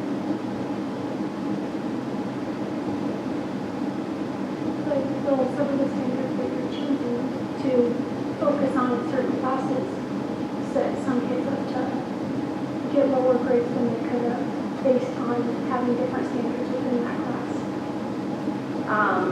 No. Essentially, we have the set of standards that we have to teach. The reason we're narrowing it down to power standards is because it is literally impossible to teach that many standards in one school year. We've also used a real score process to work through what we have established as power standards. It's not necessarily teachers going in and saying, I think that one looks good. That would be best practice. So we've used a real score process to determine what is relevant for students and what is sustainable over time for students, and those things are what we have deemed as more important.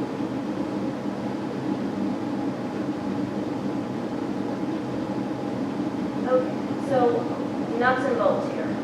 One of the first steps after that power standard is established, right? Each course has a list of power standards that they're going to utilize to guide that course.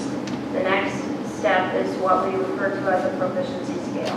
This is one here that our own teachers have created regarding, it's a language, 4th grade, first standard. The standard up there you can read, and it is demonstrate command of the conventions of standard English grammar and usage when writing and speaking. So teachers have a common scale, like this piece of paper you're looking at looks common pre-K through 12, regardless of what standard or content is being utilized. And this is what makes these universal. universal.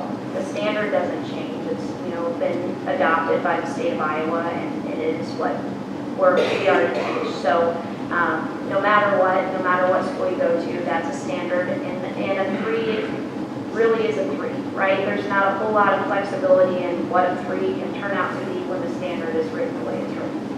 And then, of course, each level 2, you go down in that proficiency rating, and so this proficiency scale becomes essential into next year. So nuts and bolts wise, it can sort of overwork. All of that big picture, remember those first initial slides where almost all the work had nothing to do with the grading aspect, but the core instruction. The workload that is of concern is of that core instruction, not necessarily standards reference grading. And the big reason why is the only thing you really need to do standards reference grading is these proficiency scales, right? These guide the grade that we're discussing. So it's kind of talking about two different things. The burden and the overload right now, it's used around the word SRT. It's more core instruction, building all of the pre-assessments, the post-assessments, and what Unit 1 is going to look like on day 2, and all of those pieces. That is extremely time-consuming, right? To actually standards reference grade, proficiency scales are essential. And honestly, you can get online and Google these and find a full set in about 10 minutes. So they're out there. Lots of schools have created these, and they don't change because the standard is the standard. So we build these proficiency scales as kind of the primary step once your power standards have been established. Okay, and then just to give you a little look of what that looks like in the big picture. So back to this 4th grade reference, we just looked at that proficiency scale.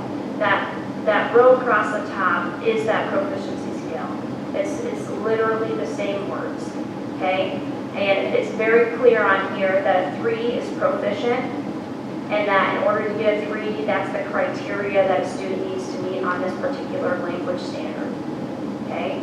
The big change or shift is that, like I referenced the math test earlier, you can't get an 85 out of 100. That's no longer a thing.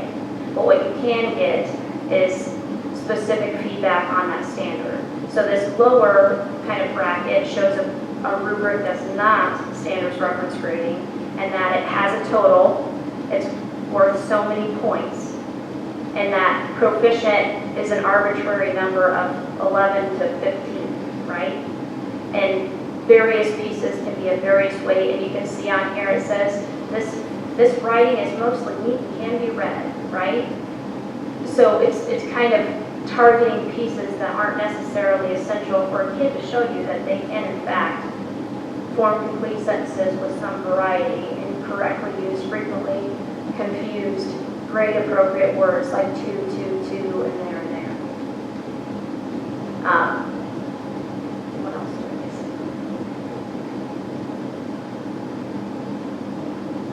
Okay, so just to kind of compile all that, right now what we're currently working on for systems of support for this work is we have established differentiated professional development and work time opportunities for teachers based on the current needs. Meaning teachers have identified on this blue box which of those 6 areas they need to spend the most time. I will tell you we had a large amount of staff members say that they have already mastered 1, 2, 3, 4, 5, and started at 6. Especially secondary staff. We had a significant number of staff go straight to 6, meaning they felt confident and then good to go on 1, 2, 3, 4, and 5. So that is also very telling as to where they are. Now, it's not to mean it doesn't take time, right? But they feel like they know exactly what they need to accomplish in those first 5 steps.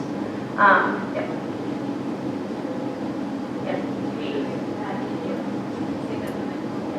Teachers had input on which rock they wanted to work on as we surveyed them.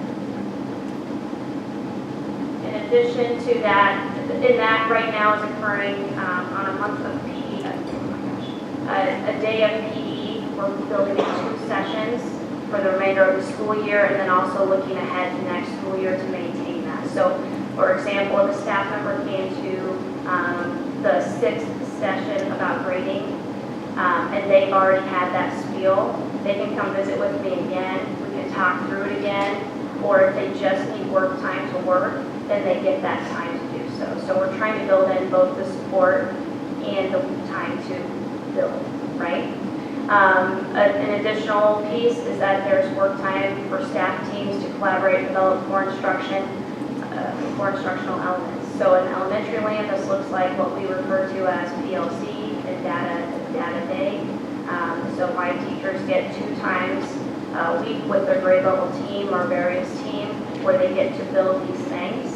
In the 512 building, they have an additional period established for this work, and they have so many days where they're required to work collaboratively and so many days where they can work independently on that work. We have instructional coaches that are trained and involved in this process and willing to help out. For those new to SRG, we'll have an Infinite Campus grade book training in August of 2023. I feel like we have a lot more things that I probably didn't remember to put on the slide. So I think that's our final slide. Questions, thoughts, concerns, etc. How is this going to affect students as far as extra assessments to be able to pass these? How is it going to affect the events for the students that are able to pass their assessments early on? Yep, so I'll start at the elementary and then work my way up. On the elementary end, it would be foolish of me to tell the kid, hey, like, you haven't got this figured out, we're good, like, you're not gonna get there, or vice versa, hey, you've already mastered this, so can you just hang out in the room while everybody else catches up, right? That's irresponsible. So to me, it doesn't change the practice in an elementary classroom, it just brings in that big differentiation word, where, and that simply means that if I have 20 kids in my room and 3 are already on 4, that it's my due diligence to make sure that I'm pushing those 3 to continue to excel and dig deeper. So their tasks and activities may look very different than the other 17, right? So it's that differentiation piece that we probably talk about a lot and don't define enough. It's meeting a kid where he or she is at and building them up from there, right? And in an elementary world, it would never be appropriate to say, sorry, you didn't pass. That's too bad, or whatever. You just can't do that to a kid. They have to have that opportunity to continue to grow. And I would just like to say that, in past practice in my service, we had staff who would give students points for bringing Kleenexes to class. Now, does that really assess the student's learning and understanding and being able to know what to do? So it's really confining back to the standards, which all of us have to teach it, right? So we are individualizing each student where they're at and supporting them to move further in their learning and understanding. I know it's scary. It is scary. But the same thing is the students are getting more reflection and more support from their teacher when they do this work. And they are meeting them where they're at in the work.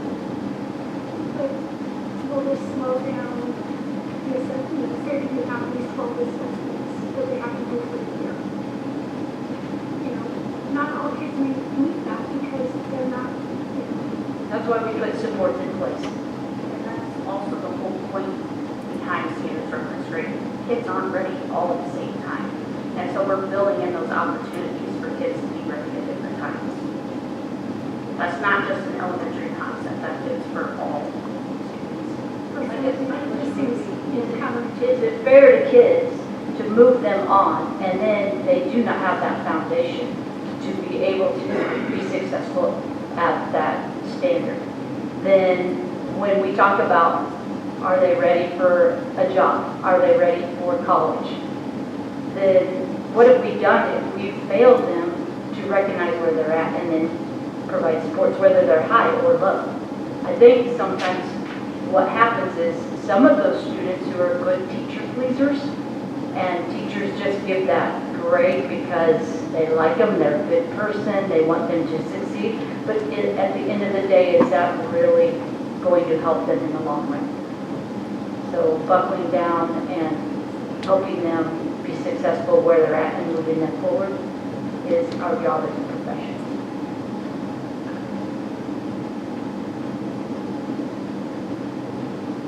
One last thing. Can you share that presentation on the website?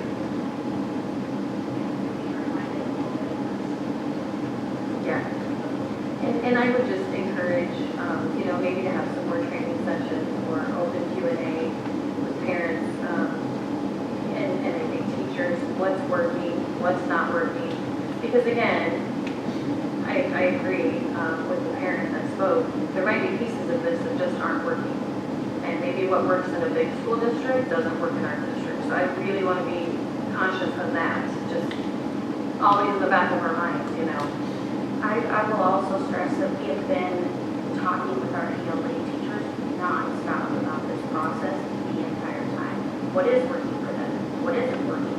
Is there something we need to change? So that has been really helpful to have the pilot along the way in the information program as well.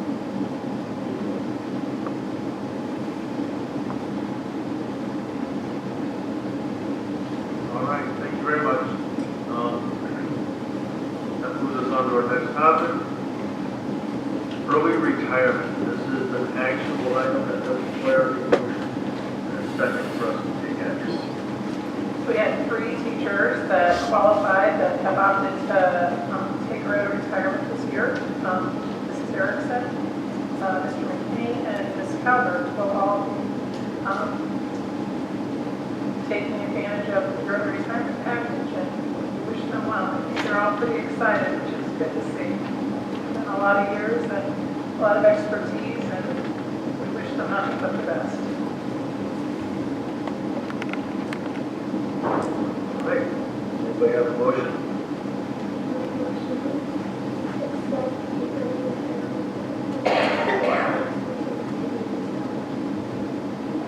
I'll make a motion to second.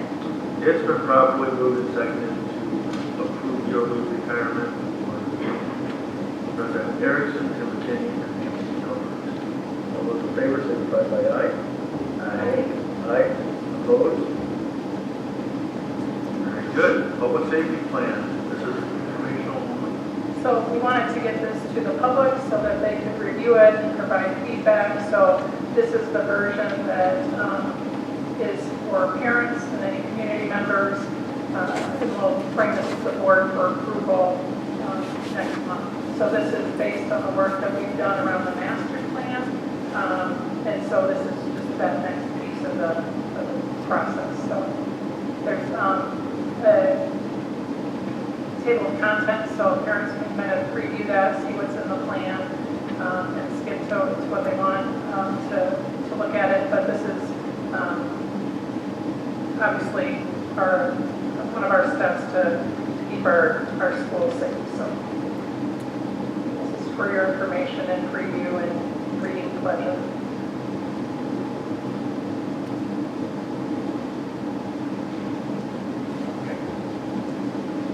Move on to the first reading of board policy on lunch accounts. So I would say maybe 8 weeks ago, Ms. Strange came in and we visited about what our current policy was for collecting, and not just in lunch, but kind of our preschool and how are we doing those things. And as we were talking about that, it was brought to the attention of the district that the plan that we had, or the policy that we had at the time, was very outdated. And so I think it was the Department of, where was this policy from? Generated from Department of Nutrition had a template that we then modified to reflect what we do in practice.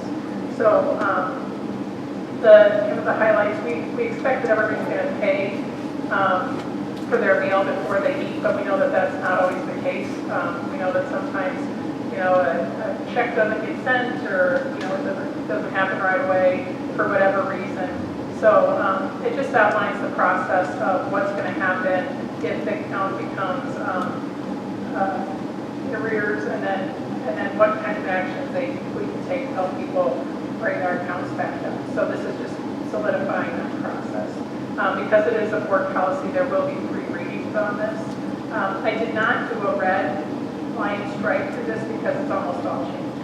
And so I can supply that for you, the old policy, but this is the new policy from the Department of Nutrition and our information included in it. So part of the change is also because it's going to there are, right now, I have to type every single payment reminder, and the amount in, and all that stuff. It takes like 2 hours every time I send them out. With Infinite Campus, we have automated reminders that you just send, you want to go out on like Sunday and Wednesday, and it's going to automatically send them out, and it will have the proper amount and all that stuff already in it. The policy board that so handing out notes and all that is, that's part of the reason changing the account. Things are going to be changing, that we change this to cash flow.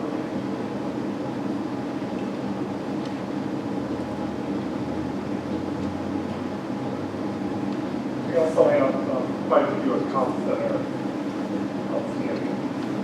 So we sent out letters probably the last 6 months. Well, both for registration fees. Started over a year ago. So DM does it and then I sign it. And so we need to have our policies so that when we give free connection.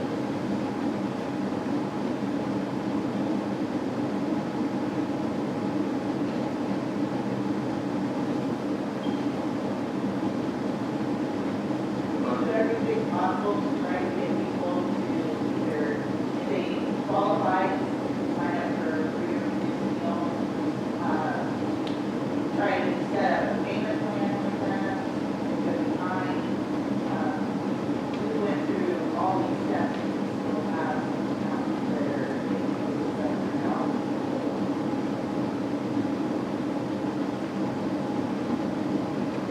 Okay, thank you for that information. So, we need to approve the first reading.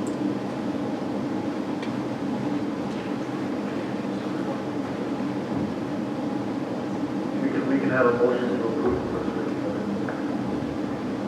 I move to approve the first reading of the board policy on Muncie County. The properly moved and seconded. Properly moved and seconded to approve the first reading of board policy on Muncie County. First reading. All those in favor, signify by aye. Aye. Opposed?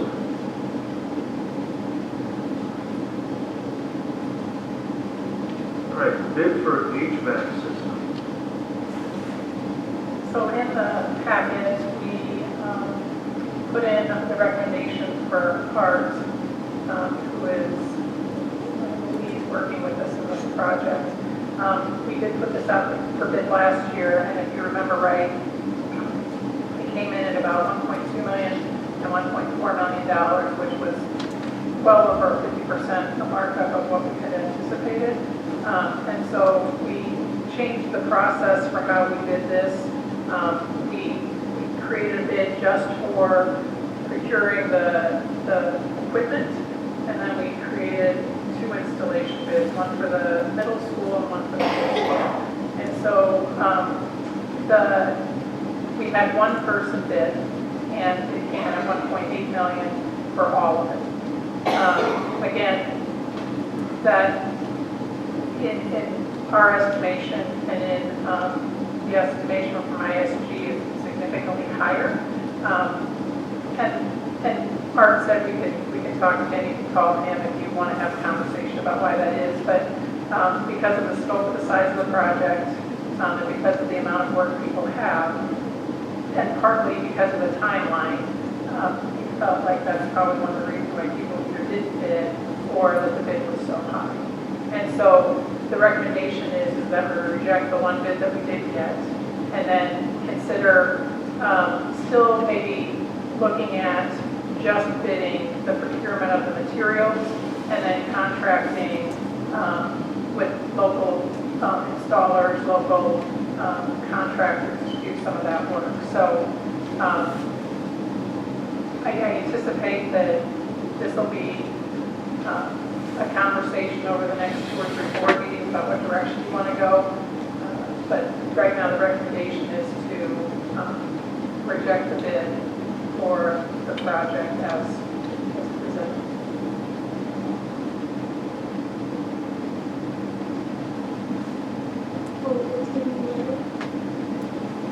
I'm sorry.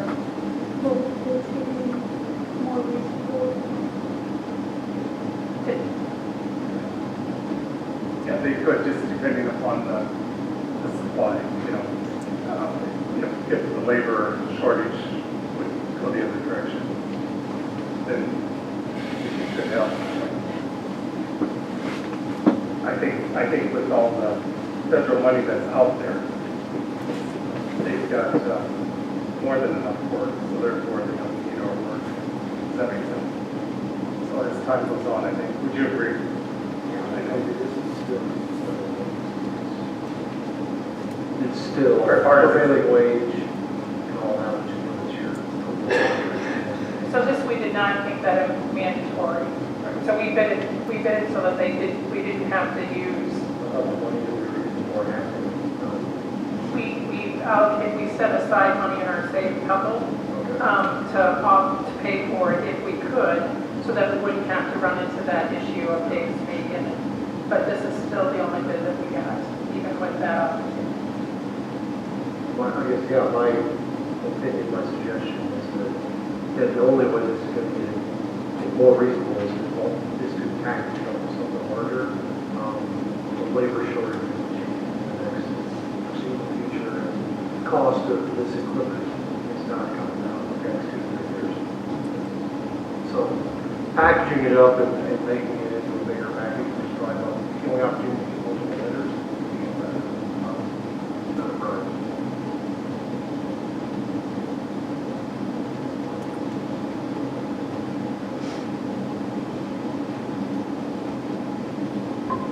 Does anybody have a motion?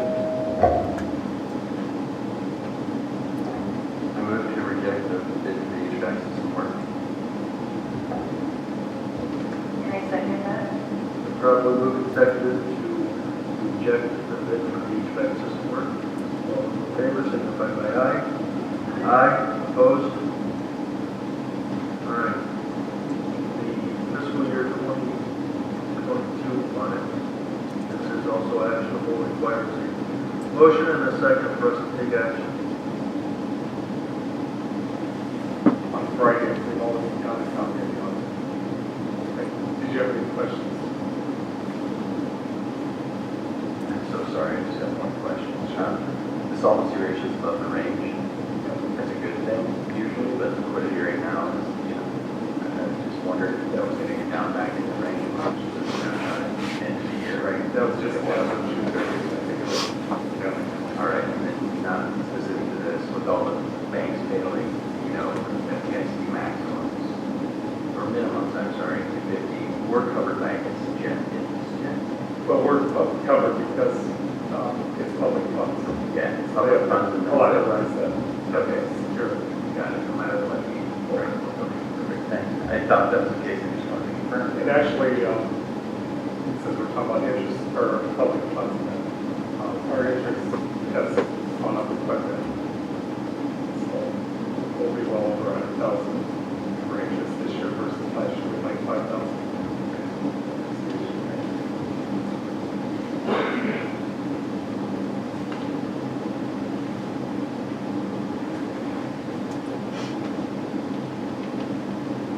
Was there anything glaring in there that you felt over this weekend?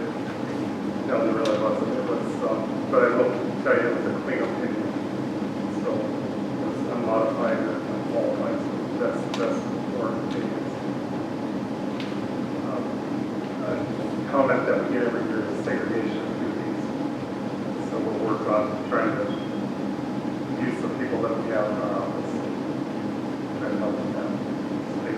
Maybe we get rid of that. Because we had over $750,000 in federal funds. We didn't have a single line. And that requires more extensive written policies. So we did start on that. We're still working on it. When we drop below 50,000 in federal funds, that'll go away.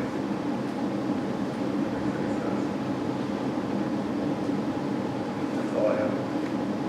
All right, any other questions for Mr. Bauer? Can you just talk a little bit about the segregation of duties and why we continue to run into that issue? Because we're a small office, and when one person handles it, more than from start to finish, and we don't necessarily, because like Lori oversees like city will be positive. So we are doing, we are breaking it down, and that's what we need to do. There's actually a book that I asked will put out several years ago, just to help with that. So we'll look at that. Maybe we can get that counted, just because of the size of the numbers. And to your knowledge, is that a fairly common comment? It is, yeah. Very common. All right, are there any other questions for Mr. Bauer? Not hearing that, I would entertain a motion to accept the audit for fiscal year 22. I move to accept and approve our fiscal year 22 audit. It's properly moved and seconded to approve the fiscal year 2022 audit. All those in favor signify by aye. Aye. Opposed? Insurance recommendation. This is an actionable item that doesn't require motion to affect the rest of the action. So this is a recommendation by our insurance committee to move to partial self-funded plan. It does increase our deductible and our out-of-pocket maximums. However, the prescription portion of our plan would remain fully insured. And so I'm just going to talk you through this PowerPoint, and then we'll put this on the website so people who have questions, it's in the minutes for the, it's in the agenda for the board meeting. So you can see the first part there is when the insurance committee met, they came up with what the objectives are as a group, what were our priorities. And so that kind of drives most of the work that we do. If you look, we have 3 plans, medical plan, and our increase will be at 7.9%. We have a dental plan, and the recommended increase for that is the administrative cost or the administrative fee increase of 15 cents. And we don't renew our vision plan until 2024, so there is no change to that. Here is a rate adjustment, so you can see what our increases have been over the last 10, 11 years. And so the insurance committee, I think, has done a really good job of not only weighing what we want our insurance plan to be, but also other factors. And so if we just modify our plan a little bit, then we can keep our rate down at, you can see in 2020 it was 2.1, it was actually negative increase in 2021, and then a 1.2% increase in 2022. So that 7.9% looks like a pretty large increase for this year, but we're told that's an average increase for every company that our team works with. So we contract with Gallagher and Associates to help us through some of these recommendations and actually working with Wellmark on our behalf. And so I would say, while these look great, this is kind of an anomaly based on what they're seeing trend-wise in businesses beyond in education, but also beyond education. So the plan that we're recommending, or what we're asking the board to approve, is moving to a partial self-funded plan. And specifics are there. It does increase the deductible, and that looks a little different. And for those of you that haven't had experience with partial self-funded plan, the district takes on some of the risk, and it takes on some of the costs, but it also doesn't send a lot of the costs to Wellmark. And so when we look at let's say if we buy a plan that each employee for a single deductible is, let's say, $2,000, the total amount the employee would pay is $1,000, and the district picks up the difference. And so the idea is still keeping it affordable, but because of the number of employees we have, and because of our history of employees and how many people utilize the plan, the intent is to actually save the district money in an attempt to keep those prices down for not only the district, but also the person using the insurance. So that's partial self-funding, is the district takes on some of the risk, but also would receive some of the reward. The dental plan renewal doesn't change the difference. If you look at our sheet, I think our dental plan self-insured fund is up $3,000 from last year at this time. So again, if that's money that we're not sending to an insurance company to manage and use, we're actually absorbing some of that risk here. So we have, and then the disclaimers that'll be on the report will tell you what that all means as far as coverage and how it works. So just an update, but I think the action we're asking the board to take is to move to a partial self-funded plan and start us down that path to hopefully utilize more of those resources in our district instead of paying Wellmark, for example, to do that for us.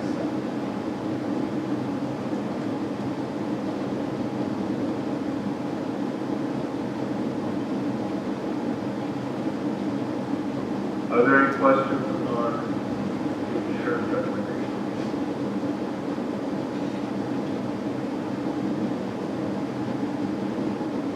Not hearing any? Motion.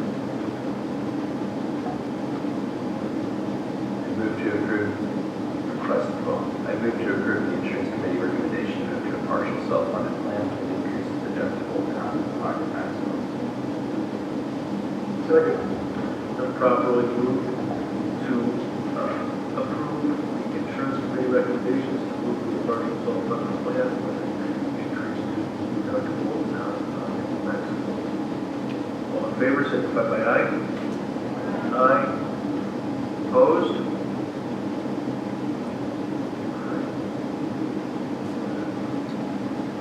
Next item on the agenda is the closed session. We do need a motion to go into closed session.